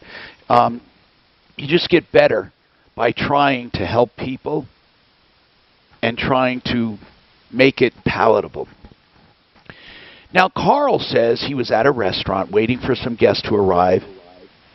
He was talking to his wife and other people. They started talking about Black Lives Matter and other things. And the waitress came up and said, "We don't want you here. We're not going to tolerate old white guys talking that way." Now, Carl, I really need to know, and again, it's impossible to get an objective story from someone who's involved in it, even from the waitress, from anyone. But what I'd like to know is what exactly were you talking about? Like, what did you say that you think prompted it about Black Lives Matter? Let me back up, Tom. I've owned a restaurant and I've owned a grocery store, so I'm mindful of when I've heard side conversations, and I would never, as an owner, get in somebody's conversation. If they were talking about abortion and I don't believe in it, I would never stick my nose in it. But we didn't even get that far, Tom. We were talking about when his son was going back to school. And by the way, that's really it. If people are talking, you let them talk. Who cares? Right. We have freedom of thought, freedom of expression, freedom of speech. But if somebody's being overly vocal and they're insulting, and I can hear them insulting, talking about somebody or some group of people, it would bother me a little. But Carl, what were you talking about? I know you remember. Come on, what were you talking about? We were just talking about all the riots that were happening. And what did you say about it? Well, it was just crazy. It's a crazy time. Okay, let me just ask you. You never used the N-word, did you? No. Okay. Just be candid, man. What'd you say? Yeah, what did you say? Did you say, I don't think it's right? Just tell me what you said. Yeah, just say, we were just talking about tearing down the statues. Like, this is crazy. People are tearing down statues, and, I don't see the purpose of this. And we didn't even get long into the conversation, and all of a sudden, this girl popped up out of nowhere. And she was a waitress or a manager or what? Yeah, she was a waitress. Okay. And she... So then when Snowflake. She said that, I was like, wow. And she said to leave? Yes. So what happened was, I told the waitress it's none of her business to mind her own business. Yeah, but that's... Okay. All right. And then what? Hey, Daff, try to get the restaurant on. I would. I really would. You know what? I tried calling the restaurant, and they're ignoring me now. But they won't ignore us. This is called Rib City and Rifle. And what do they serve? Oh, that's a joke, by the way. Rib. Okay. Chicken. Hang on, and we'll talk. You know, chickens have ribs, by the way, underneath the breast, but you can't get any meat off them. We got more coming up. You're not alone. Now, due to COVID-19 and the shutdowns, was your job affected? Did some bills go unpaid? And business owners, most likely revenues are down when the virus hit the IRS bill. But that is almost freedom of due dates, but that's over now. Well, I guess in public. See, just like you could say that freedom of speech, but that's.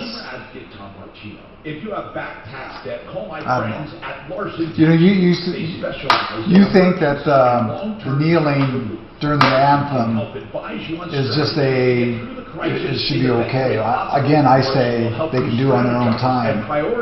While they're on the job, it's not their time. Ron and Jack Larson guarantee you'll be satisfied with the care and services provided by the team at Larson Tax Relief. Call now for a free evaluation.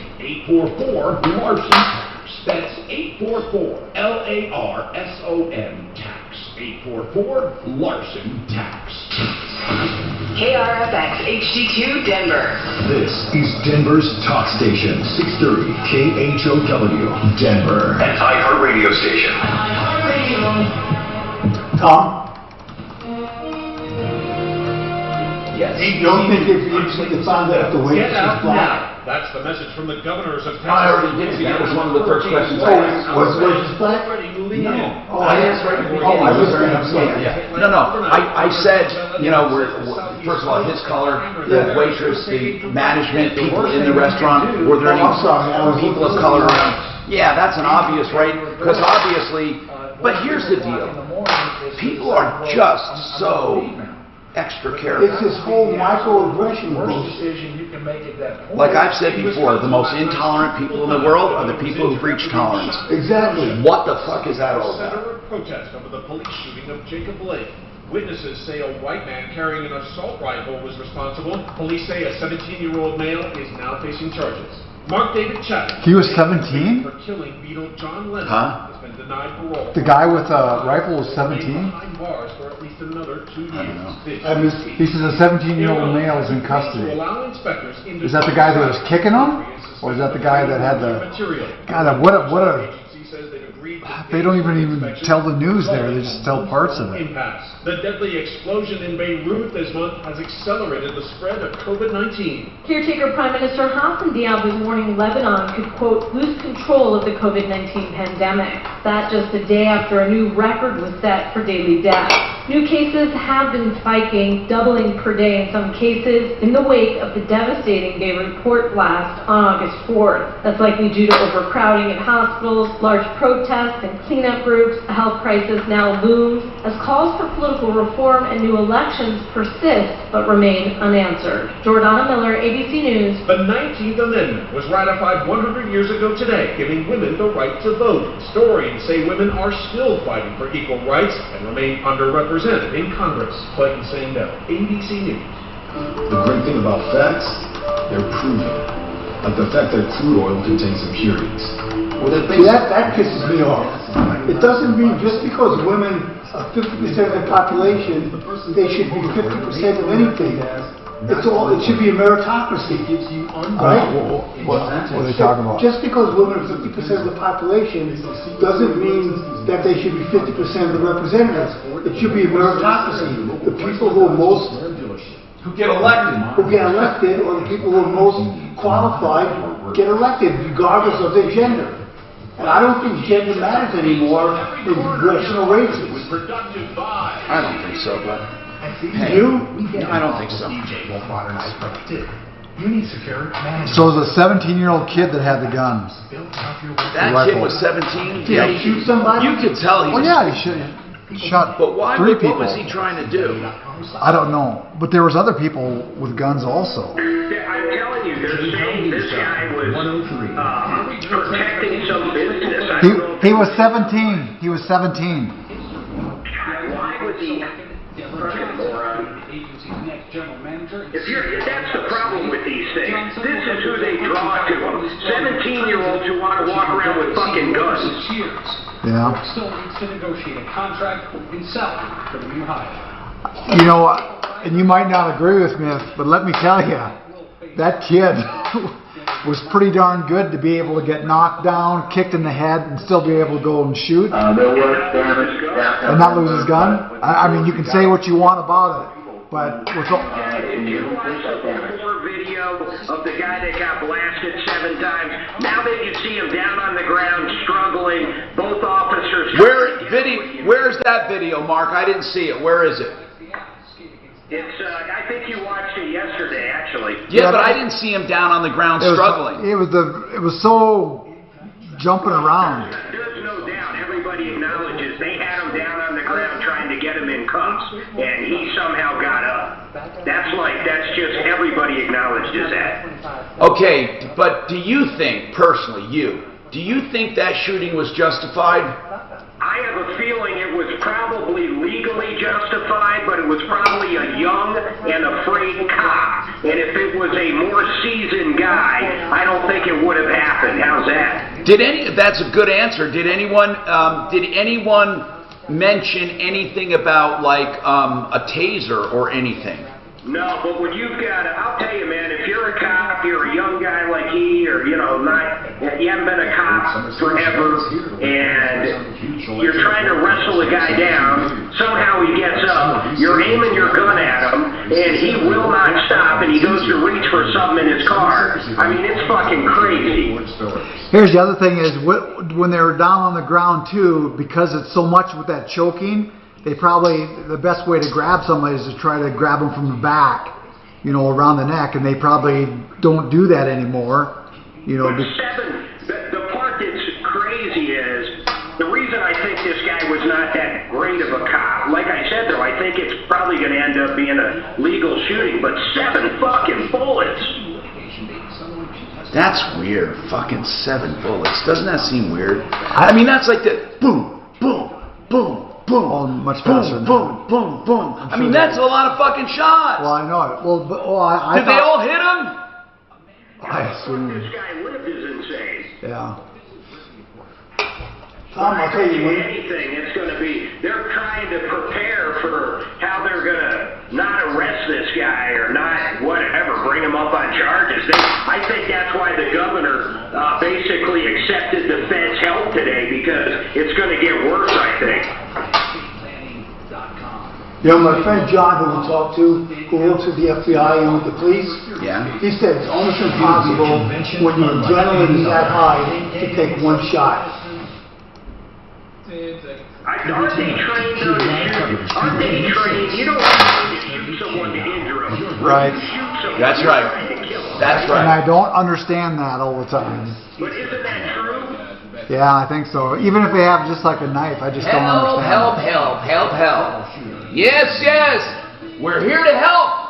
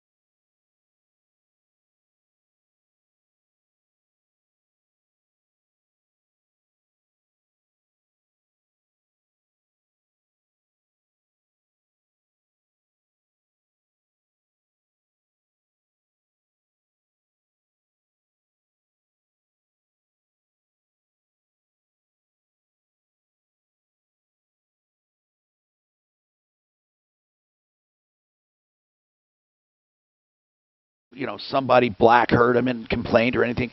But he claims he wasn't saying anything anyway that anyone should complain about. They were just having a spirited discussion. Carl, were you raising your voice at all? No, when I talk, it's pretty low. So it was just between me and my cousin. We were just talking like normal talk. Did you say anything like they should hang him? Did you say anything like they should hang him, they should shoot him, they should lynch him? No. Did you say anything about Trump? No. Okay. I just think people are just so sensitive nowadays. They just are. And I did call Rib City. I asked for the manager, Sarah. Sarah wasn't available. I asked for the manager on floor. Shanna said she was, but she couldn't talk, so she's going to get it to Sarah. So hopefully they'll call back. But here's what I want to tell them. I'm not trying to convict them either. I truly want their perspective on this. I said we wanted to hear their side of the story. In lieu of that, Carl's the one who has the mic right now. Okay. Right. And you know what the problem is, Tom? Society is too comfortable with social media, and they have no respect. So people think if they could say it on social media, they could tell you in person. No, what did she tell you actually, Carl, they don't think that. Most of the people on social media and on websites are cowards, and that's why they talk the way they do. Very few of them will actually say that to you to your face. That's what I have found. A lot of these really powerful people behind the pen, but you look at them and they're wimps, and that's the point. Right. I think, people that do that are cowards. But listen, I don't know what you were saying. I don't know. And I'm not saying they were wrong for kicking you out. I am truly for diversity. Truly, I am. I love diversity. I love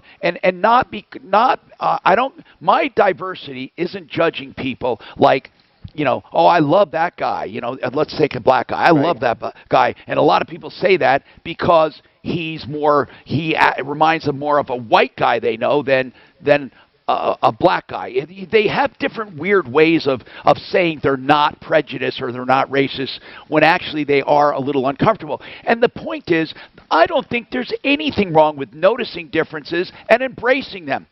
As I said this before, the most intolerant people I have ever encountered in my life are those who speak of tolerance the most. And you know what else is funny?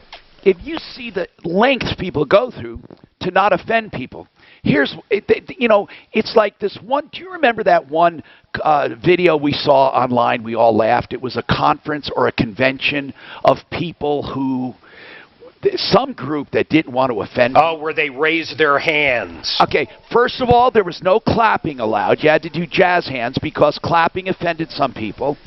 Then you could not address anyone by he or she, no pronouns. What do they call them? That's right. Anyway, then you had to, I don't know, there were certain things you had to do.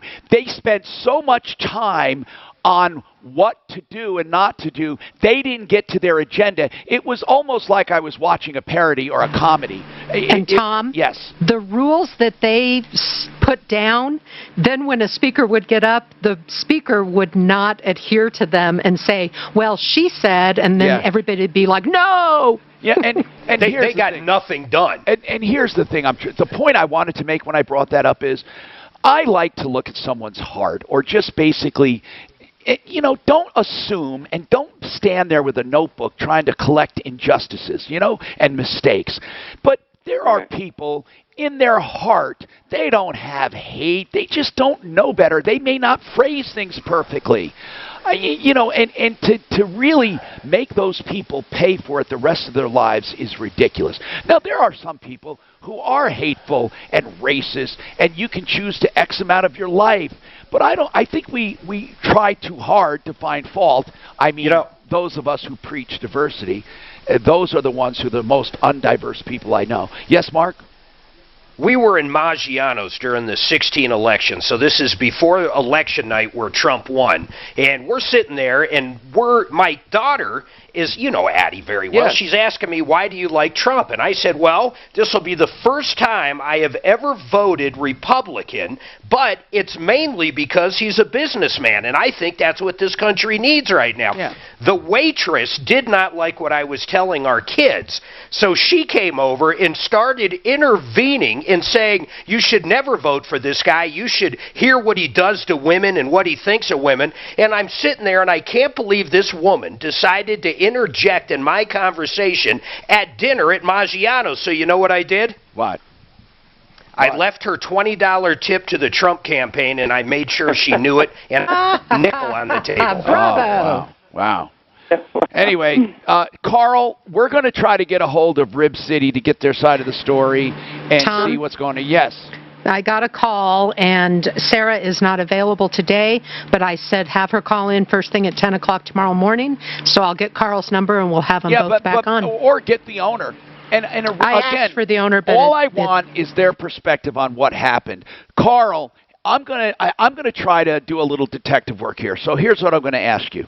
I would like your opinion on the state of the country, the protests, demonstrations, riots, whatever you want to call them. What do you think? Carl? What do I think of them? Yeah, I'm going to do my own research right now. I want to know. Sure. I can probably discern in a hurry what's going on. First of all, what did you think about the guy the police officer that was kneeling on George Floyd's neck and that whole situation?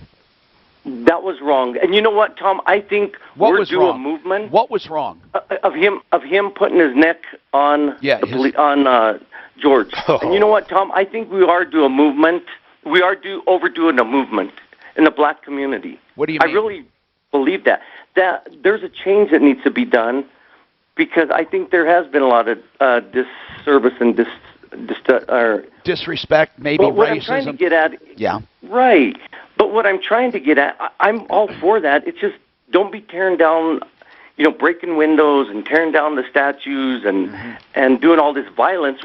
It's probably really not the black people. It's the end. Now, Carl, I want to say something. You know what I mean? I do want to say something. And again, I'm not justifying lawlessness or violence of any kind. But when people do things peacefully, it's not just peaceful. I think that those people who criticize a dissenter, the dissenter can be anything about anything, okay? Not just Black Lives Matter. But let's just say a dissenter, which means they're varying from what they perceive to be the norm. Whenever someone steps out to dissent, what happens is the majority of people want to define how they do it. For example, it's okay if you protest, but you can't use violence. Okay, agreed. It's all right if you protest, but you can't destroy property. Okay. It's all right if you protest, but you can't do it at a ball game before a game during the national anthem. It's okay to protest, but you can't do it at work. It's disrespectful to your employer or to the league in the case of the NFL. It's okay if you protest, but really, truly, if you ask people, they might have a place on certain numbers of days that they'd like to see people gather silently to protest. It is a little frustrating because dissent in this country is not really welcomed. It isn't. Even though we say it is, and we say they have a right to do it, we don't like it. And I'm talking about all of us. We don't like it. There's something about dissent that we don't like. We like agreement. And when someone has a different opinion, we look for reasons why they should not protest. That's the impression I get. And again, I'm not saying, well, if you don't let them do it here, you don't let them do it there, you don't let them do it this way, then what do you expect? But in a way, I have heard no one actually say when protesting is acceptable. Not once. Now, you know what? You know what? I'm saying all these words, Carl, but you know where I got that thought from in general? That perspective? from ants. I never looked at it that way. I just thought, oh yeah, no one wants bonds, no one wants this.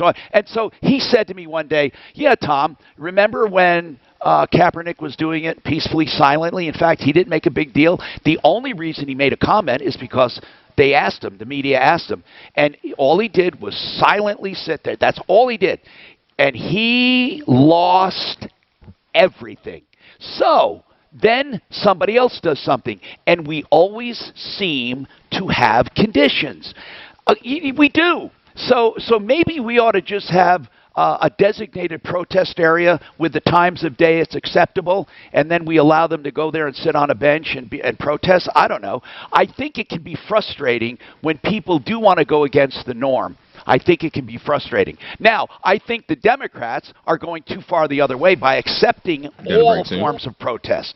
I mean, they basically are giving these people the message, or the message I'm getting is that it's okay to rob and loot, and that no lives are worth, protecting that, and that you can rob, you can loot, you can take over neighborhoods, you can camp anywhere, do anything you want in the name of freedom, and we're going to call it a summer of love, as opposed to a bunch of lawless thugs. Now, that's too far the other way. I would love to hear what you guys think, and this is not a political discussion. I didn't mention Democrats or Republicans once, but it's how do you protest? Anyway, we got more coming up.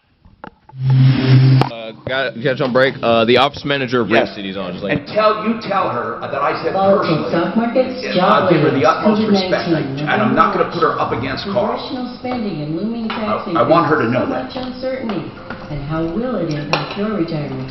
I am Linda Gardner, host of Your Money, Your Retirement. I'm here to help answer your financial questions. Schedule a 20-minute phone visit. What do you guys think? Am I right or wrong? I mean, don't you think something?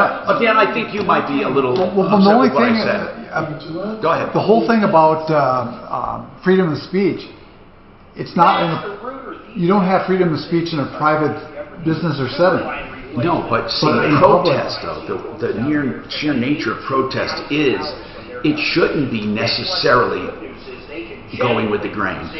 No, I agree with that. That's what I think. That's why they allow I think it's okay to protest at work as long as it doesn't interfere with what you're doing. And he was still throwing the ball. In other words, if he on the field took a hike and did one knee and went like this, okay, what I'm saying is if I'm on an assembly line and I'm talking to my fellow guy, the white man has burdened us, I'm saying that's wrong.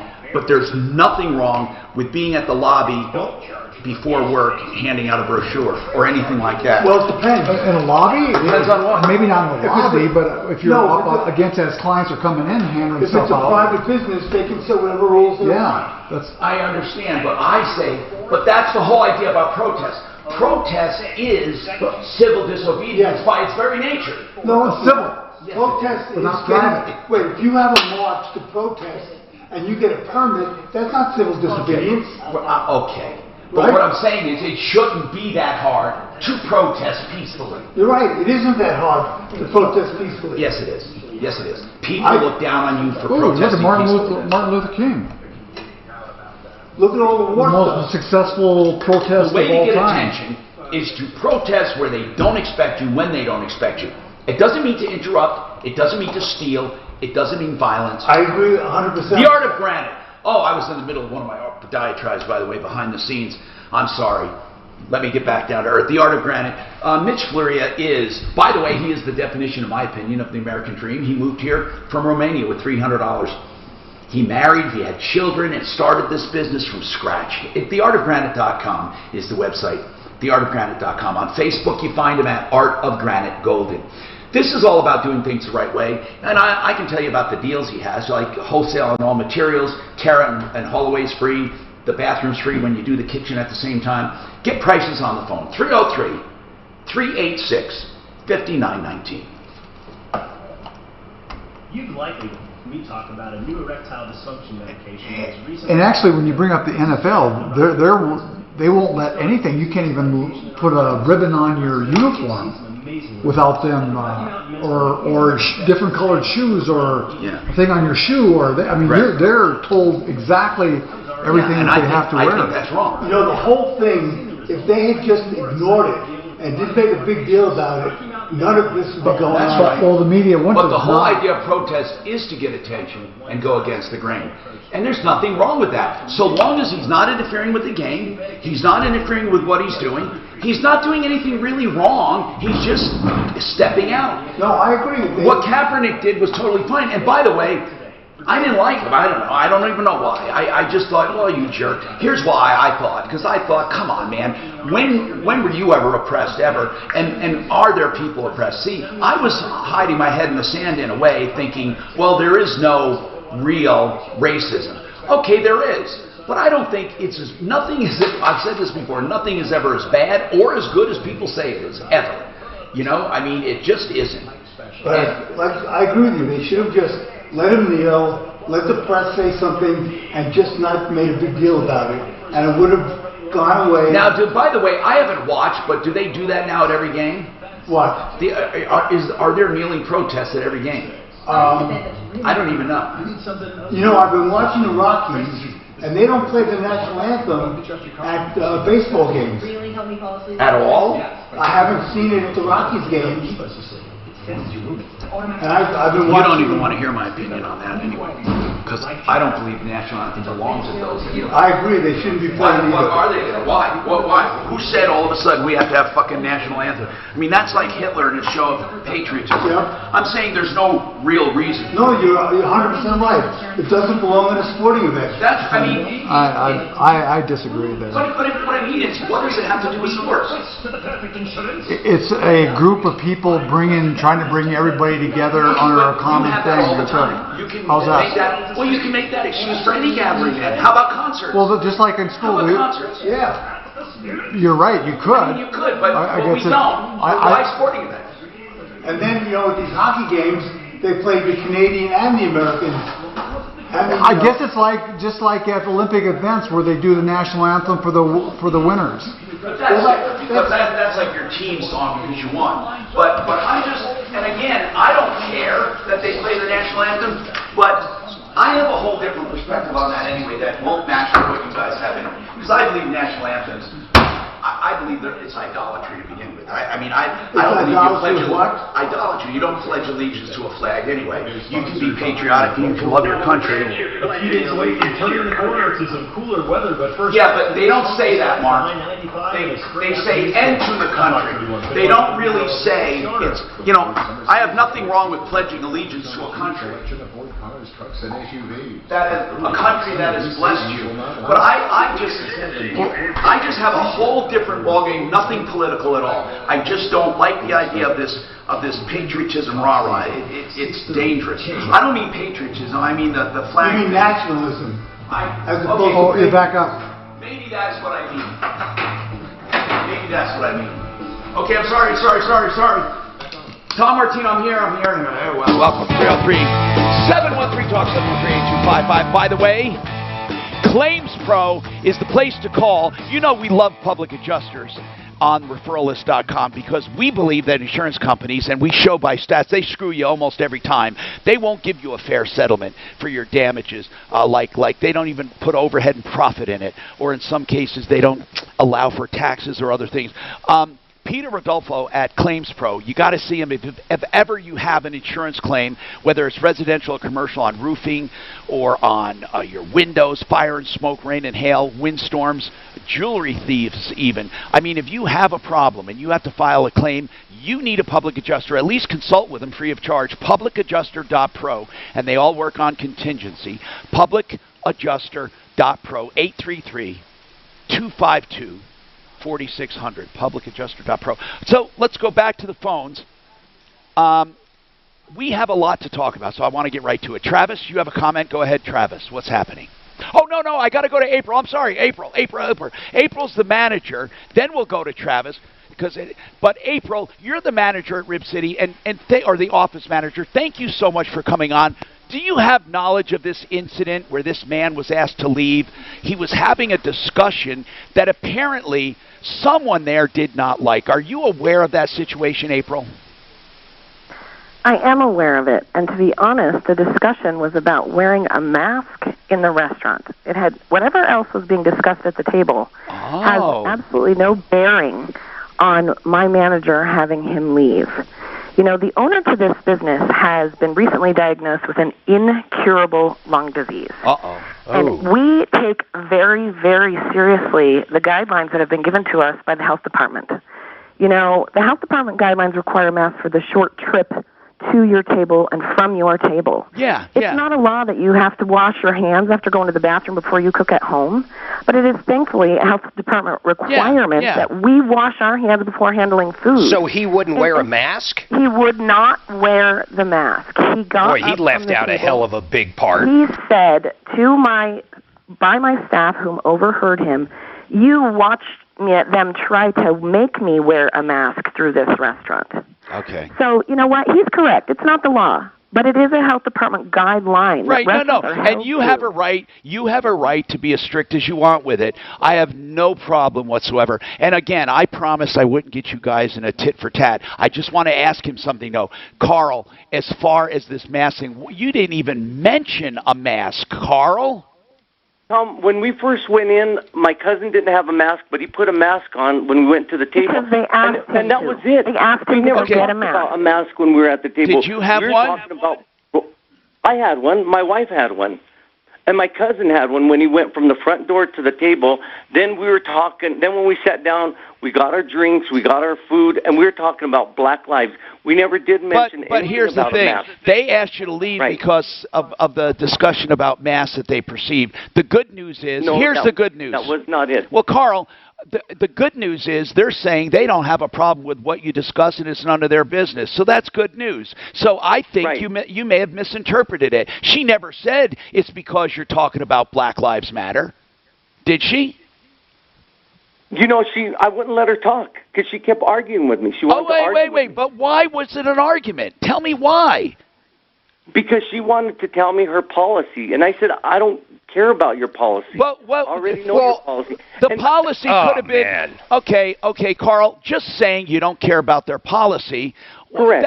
That's totally disrespectful. It's their policy. What do you mean you don't care? What policy was you didn't even hear? So do you know what policy she was trying to talk to you about? No, because our conversation. Right. You know what I mean? Right. Our conversation was something else. It wasn't about masks. Well, read the notes there, Daphne, for line 3, and let's end this with dignity and respect.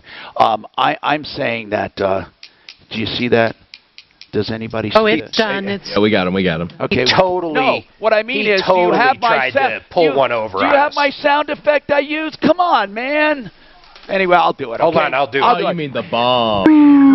Thank you, Mark. And by the way, April, thank you. I don't even want to bother you any longer, okay? You know what? To not even mention that. And then he said, here's what really got me after talking to him. He said, I didn't even want to hear their policy. I don't respect their policy. And I said, wait a minute. You don't even know what policy they were talking about. And he didn't even give her the respect to hear what it was about. He doesn't know what they were talking to him about. He said, I didn't care about the policy. And I said, what policy? He said, I don't know. Now come on, man. That guy's loaded for bear. I'm sorry. It all had to do with the mask. April, thank you. Travis, what's going on with you? You have a comment on protesting. Go ahead, Travis. Hi, Tom. Hey. I just wanted to comment because I've got a lot of built-up frustration with this protest. So do a lot of people. A lot of people have it too. Yeah. And here's the issue that I've got, is a lot of it is based on a false premise. And what I mean by that is in almost every single case, they resisted and did not cooperate. And all the cell phone recordings, they start after the escalation. Okay, but Travis, hold on. I understand what you're saying. Yeah. You're saying that there's more to it than what we see. However, I don't want to start with you either on the wrong premise. We can't possibly believe that all of these incidents are because a black guy did not cooperate and he deserved it. Okay, we can't do that either. Don't you agree? Well, it's not what you look like, it's how you act. Okay, do you think that George Floyd did anything to deserve the treatment he got? No, the cop was a dirtbag, but at the same time, had he been cooperating and not resisting, I don't think it would have. Oh, no. No. That's blaming. No, but that's blaming the victim. No, but the point Travis is making is not that the guy, I understand Travis saying if you didn't resist to begin with, nothing usually happens. And I know, like the guy fleeing in Wisconsin, but let's start from this premise. Police need to deal with people who resist. That's part of the job. And I am not of the belief that just because you resist, you deserve a death sentence. Hey, Tom. Yes. Ants. Breonna Taylor and her boyfriend were laying down in their bed whenever the police burst in. Philando Castile was showing the cop his concealed carry license and the gun which was in his car. So I don't know what the heck Travis is talking about or what research that he's done, but he's obviously not done it deeply enough. No, it's true. There are certainly enough cases to be troubling of people that were shot without just cause. Now, there were also a number of people that were shot for resisting, but the resisting could have been handled another way, and even other police say that. Now, Travis. But go ahead. Sometimes that resisting, though, Tom, is ridiculous. How about the cop that was messing with the black guy in New York for selling a cigarette? He shouldn't have been. To me, the cop started that one. The guy was selling a cigarette, and he ends up dead. Yeah, I think Travis. I don't want to just poo-hoo what Travis is saying. Travis was trying to say that there are reasons for the whole incident to begin with. I think that's what he was trying to say, that it doesn't come out of thin air. In other words, a police officer doesn't just walk up and start tackling someone. But I think that it's almost like that, Travis. In some cases, I mean, black people don't even... I mean, listen, okay, Travis, what you started on the wrong premise, and you don't like others starting on the wrong premise. Let's just say this about protesting. I want to hear what you have to say about the protesting. Do you have anything to say about that, Travis? Well, I mean, I wish that it wouldn't get to that point because the media won't report what happened before the escalation. Is just where my frustration comes from. But they did on some. Confronted by the police. On that they don't report what happens when it turns violent either. Mark and Travis, Mark showed me this. On that one last night or the night before in Wisconsin, they showed every minute leading up to that. Every minute. And Travis, it was resisting. Yes, sir. It was resisting, but and I don't think it was justified. When confronted by the police, though, Tom, you got to cooperate and don't resist. Yeah, but they Even don't if you know always. You're in the right. That's why you get to go to court. No, that's true. But Travis, there are times they're not really resisting, and they still get shot, and it doesn't happen. Well, that's part of the problem. I'm not saying that 100% of the cops are correct. But I'm just saying if people would just respect them, how we were grown up and taught. Yeah, but it doesn't matter. They would take us down just like they would anybody else. Yeah, but you know what? I don't think any of us would have. I don't think a white guy would have been shot in the back 7 times. I'm just going to come out and say it. I don't think it would have happened. I don't think so. I don't think so. And I don't think people would have sat on a neck of a soccer mom. Now this guy obviously was a big burly guy, but I think that we can't. I think we belittle the whole meaning when we try to look for reasons why. I know that we want to believe it doesn't just happen out of nowhere, and you're right. I don't think it does. I don't think. I mean, it might in some case. Okay, there are some really bad people, but most of the time, and Ant, you have to agree to this. Most of the time, a police officer doesn't just walk up and shoot a kid. Okay, it doesn't happen. But there is something, and I'm not saying that something could be just walking through a white neighborhood when you're black. It's the something that if it happened to a white person wouldn't necessarily result in the same result. That's the problem.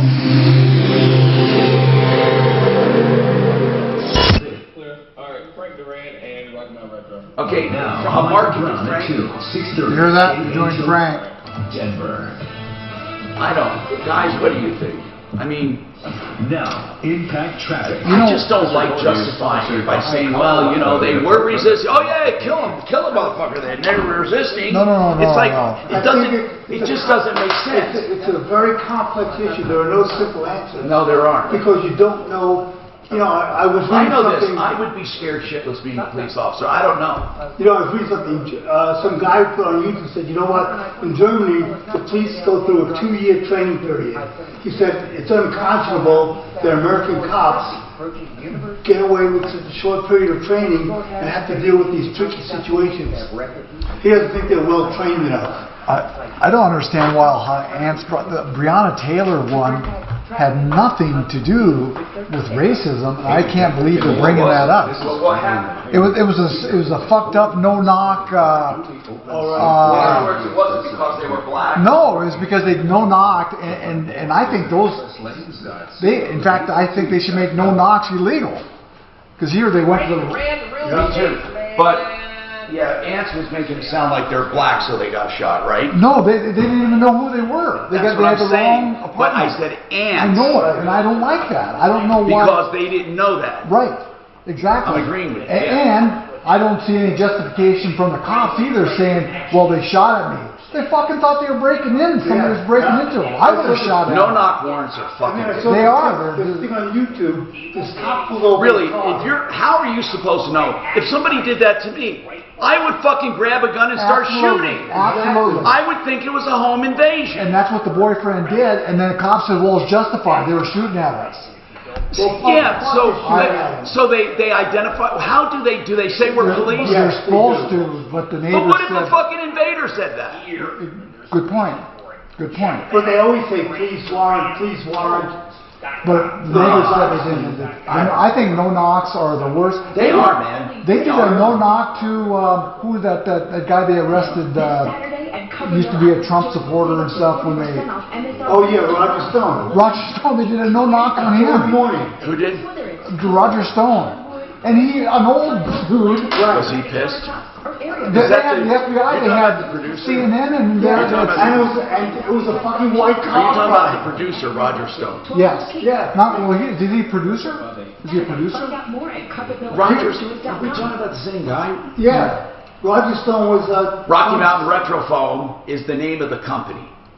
They use a foam system of insulating that's unbelievable, really. When I look at the video at foamyourwalls.com, I have to giggle. This stuff goes into every nook and cranny of a wall. They can do it from outside the house. They can do it in just a day or two. And your home becomes 50% more energy efficient. I start asking myself, why doesn't everyone do this? If you have an older home and you need better insulation, there is no better way to do it because it doesn't disturb your living space. By the way, it's environmentally friendly. There's no outgassing. It never gets hard. It's not a spray, okay? It's an injection foam. Rocky Mountain Retrofoam. Foamyourwalls.com. In fact, you may not need it. You get a free estimate. They'll look at your house, and for $175, you can get a home energy audit to tell you exactly where your leakage is, and that's worth it in itself. 720-676-6333. I urge you to at least talk to them to save a ton on energy bills, winter and summer.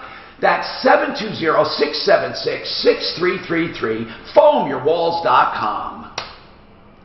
Don't miss So Roger Stone, political consultant. Yeah. No, they're not talking. Who am I talking about? Stone. The guy that writes. Oliver? No, wait, no. Oliver Stone.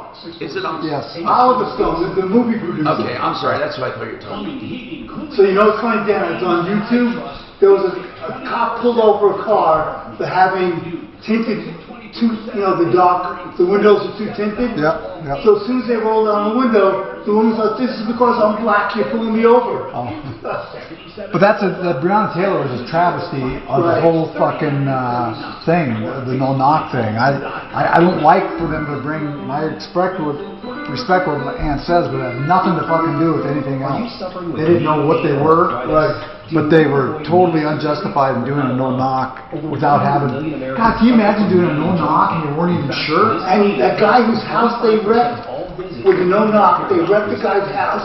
It was the wrong house, and he couldn't get reimbursed from the city for it. Now that's ridiculous. I just don't understand how that. But what's his name? Who's a basketball player? LeBron James. Bring up Breonna. What about Breonna? It's fucking travesty, but it wasn't because it wasn't racist. May still be able to help you. Imagine how like I said, like that woman that got pulled over for tinted windows. enjoy without needing. How can you, if you can't see inside, how can you say it's black? Call Downtown's Healthcare today to schedule your And that's the kind of just the thing that. And then they brought up here. They said, well, Kaepernick, why didn't you get mad at Tebow for kneeling during the national anthem because of abortion? He did get mad? No, he never fucking did it. No, he kneeled on. No, wait. What do you mean now? I don't. They said this. They're bringing up. They say, well, Tebow yelled during is the hypocrisy of what's his name? Tebow was told not to do it. But he kneeled before the start of the game. He just did it not during the national anthem or anything. Right. He just did it before and after the game. And he was told not to do it. I'm not sure if he was told not to. Was he? I have to look that up. But he was told not to do it with his touchdowns. Right. Oh, was he doing it? Yeah, he was doing it whenever he made a good play. He did. Well, that is. Why would that be any different? Because they said it was. That should have been. What the fuck? You guys let people do dances like this, and you can't do that. What would they call it? They called it something. Well, they call it Tebowing, is where. And that's it. I don't know where you got the idea it was only before the game. He did it after every single significant play. Tens of thousands of dollars. You know what drives me crazy? Was Tebow told to stop? Let's just say this.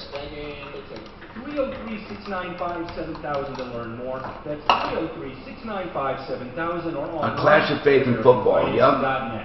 NMLS 182334, regulated by the Division of Real Estate. This is Dave Logan, the law offices of Dane County. Laura just hit category 4. Weekdays 2 to 4. The 10 seconds. You guys back in. Biden slammed Mike Pompeo's speech as politicized, but when asked, can't name one thing actually wrong with it, though. Let's talk about it at 2. Hey, I'm Tom Martino, your troubleshooter. 303-713-TALK, 713-8255. Doug's got a comment on protesting. Go ahead, Doug. What is your comment, sir? I want to try to get through all of these. Go ahead. Hi, Tom. Thanks for taking my call. Hey, I'm from law enforcement background. Yes. And I got to steer you towards, it seems like a lot of the narrative that's being portrayed in the media is that black people are being shot by white officers and that there's a racial bias by white officers to shoot black people of color or any person of color. And I think the narrative is intellectually dishonest. And in fact, I would steer you to research done by Michigan State University. You can find it online. Yeah. The title of the article is The Truth Behind Racial Disparities in Fatal Police Shootings. And go ahead. What did you find? I want you to sum up some stuff. So basically here, I'll say here, reports of racially motivated fatal shootings by police officers have garnered extensive public attention. I'll skip past that. New research from Michigan State University and University of Maryland reveals findings. Go ahead. I want you to say it in your own words. Just sum up what you read. You remember what you read. I'll take your word for it. Go ahead. White police officers are not more likely to shoot black or any person of color. Okay. That's the findings. Hold on then. The sheer numbers defy that, bro. The sheer numbers defy that. Sure.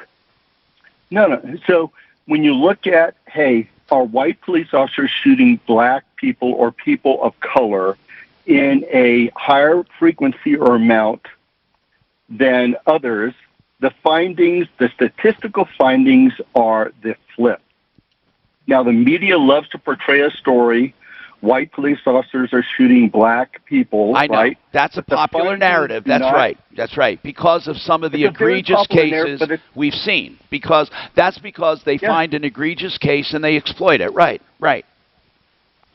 Absolutely. The findings find the opposite. Whether or not somebody gets shot by a police officer, regardless of their color, it all has to do with whether people are being compliant and whether or not the officer fears for his safety. Doug, what I'm saying is if you ask an officer, did you fear for your safety? You know, what I mean is, I think there's an underlying component that might even be a bit subconscious. That when people are confronting, when a white officer is confronting a black man because of what happened previously or what he hears about or what he reads about, he may not consciously say, oh, this guy's black, I'm going to treat him differently. But it comes out that way maybe. What were you going to say, Ants? Now, Tom, I've seen the same research that he's talking about, and he is right. The fatal shootings are actually a lot less than what the media would like to portray. However, when studies are looked at excessive force or an overuse of force, now that is very disproportionately used against minorities and people of color. Could it be? The fatal shootings is lower. No, I know. But Ants, could it be the use of force or whatever? Could it be because they're not complying? There's not a measurement in those. There's not a measurement in those against compliance. It is simply the use of what is called excessive force against people of minorities, and that it vastly outweighs people of color. Compliance was not a factor in those studies. Just so you know this, Doug, I don't believe America is racist, and I don't believe police are racist. I believe some police are racist. I don't either. I believe there are some, and then I believe there are some. Not. And Doug, there is something else. It's not. I don't even know what to call it. There are some people, but police and otherwise, that are just subconsciously weirded out by a black person because of the unfamiliarity with them. And I think they feel differently based on things they may have read, seen, or heard. I'm not saying it is accurate, but and they don't even know why. And they may tell you till they're blue in the face, oh, I love black people, but there's something that makes them uncomfortable possibly, or they may act in a different way. You know, I don't know. I would hope, by God, we didn't have this discussion in this day and age, wouldn't you? I mean, but Doug, I don't think it's right to say that police officers view both white and black men the same. Do you, Doug? Do you think they do? I do. Okay. Now, not everybody. I know that the guys that I work with, they did. Okay. What they were guys who gave servitude to try and go after bad guys. Now, if a certain segment of the group is predominantly represented by actions that, let me tell you this, I firmly believe that black people are at a disadvantage. But I believe that many of those things happened before they ever had contact with a law enforcement officer. But the reason black men have more contact with law enforcement feeds on itself, but the original reasons were probably because of racism. And then it just starts feeding on itself. But thank you for your call. Thank you for your call.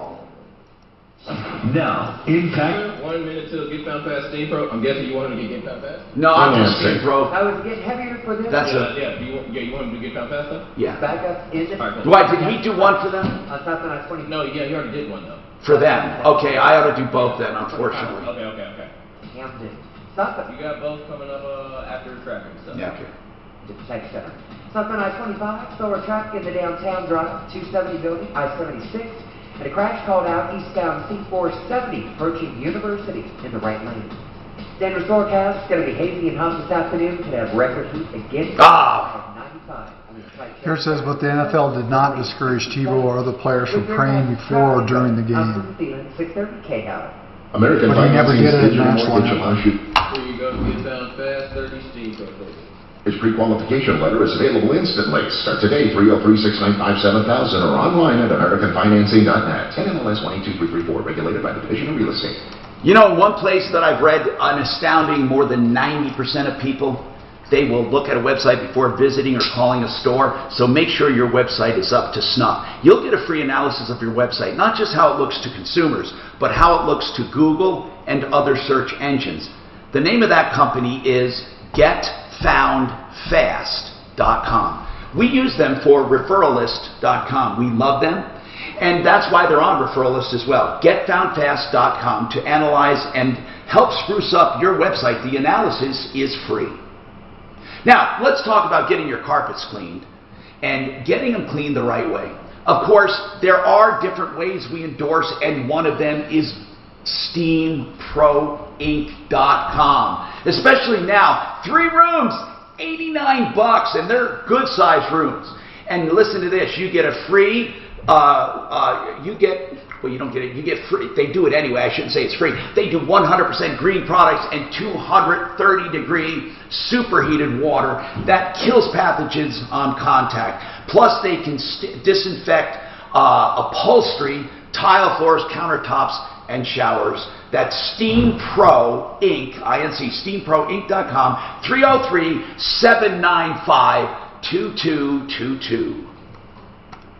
Is your grunt making weird noises? This is Dave. Yeah, the NFL never discouraged Tebow from dealing. I was told that he was told to stop. Here it says it was. Might have been the Broncos that told him. Fact check, watch. Okay, hold on, you'll see.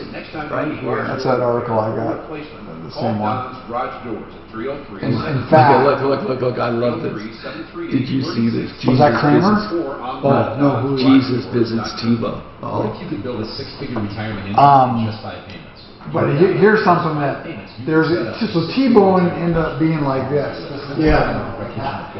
And what was really bad, I think, is the guy who sacked Tebow, and then he did the Tebow. Oh, did he? Yeah. Like a mockery. Yes. I think that's. Now, granted, they didn't flag him or anything for doing it, but again, he never did it during the national anthem, even though people put that out there. Says, well, what about Tebow doing it during the national anthem? He never did it. Even people who are on track have shifted money to this new strategy because it accelerates the amount they will. And he did it not to protest abortion. He did it for show his faith. Years old and want to build a bigger, better retirement. They always, every time you see a baseball player hit a home run, they go like this, as if God somehow is responsible. Well, don't you think? Come on. I don't know how you figure Well, it's that. like, if you see the NFL, the other line, right?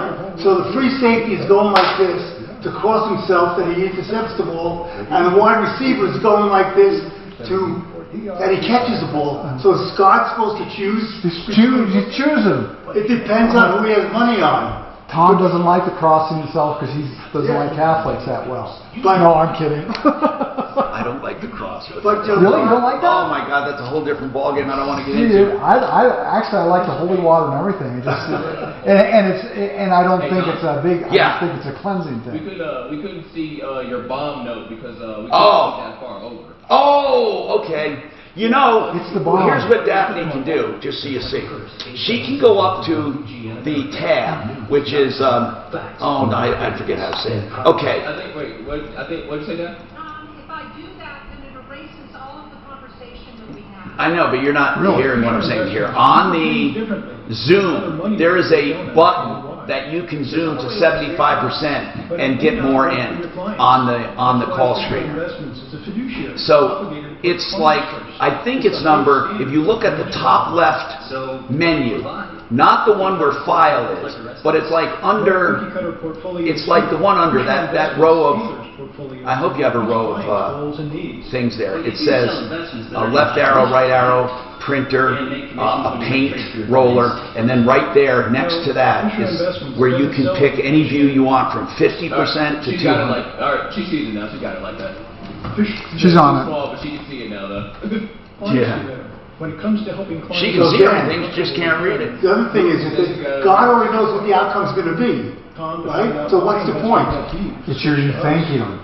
No, but before the play, you're thanking him. God already knows. You're saying this is for you. But who's he supposed to choose from? The free safety or the wide receiver? First of all, they're not doing it saying, hey, God, make me hit a home run.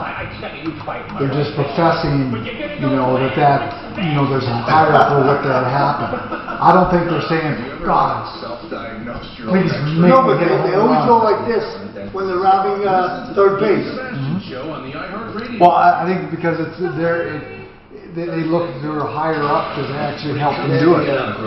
You have 12 chances a day to win $1,000. It's not a bad thing. Every weekday at 5 after the hour. It's a humble thing, actually. It's a humble thing. It's humility. Saying that it's not up just to them. They work hard to the major leagues. They work hard at batting practice. Mm-hmm. And when they get a home run as a result of the hard work, they should take pride in it. And as they do, but they're also being humble. All things. Right. Hey, Tom Martino here, 303-713-TALK, 713-8255. Kenny, go ahead. I'm going to try to squeeze you in, and I'll get somebody working on it for sure. What's going on, Kenny? All right, so hi Tom, I got COVID in March. Yes? I'm one of they consider me a long hauler, so I've been sick with what are like bronchitis symptoms and shortness of breath. So hold on now. I want you to leave your number with DAF. Here's what I'm going to do. I'm going to have Deputy Doc call you after the show or really soon to get you on tomorrow, and he'll get some of the details. So hang on, all right? And we'll get that done. I'm Tom Martino. We've had an exciting show, and I want you to tell people about the show. Don't forget, tell them about 303 Martino for help. Clear. Talk to you guys tomorrow. Dad, put that on, or text that to Doc, or send it on Kenny's number. He'll talk to him this afternoon. Her computer went down, she'll have to text it to him, but she's got it. Okay. 6:30 K-Hound. Susie Origin here. I've See ya, Ants. are playing ball, and now is a great. All right, have a good afternoon, boys and girls. Yeah. I'll see you tomorrow as usual. All right, see you guys. Take care, Mark. Later, Doc. Okay, see y'all tomorrow.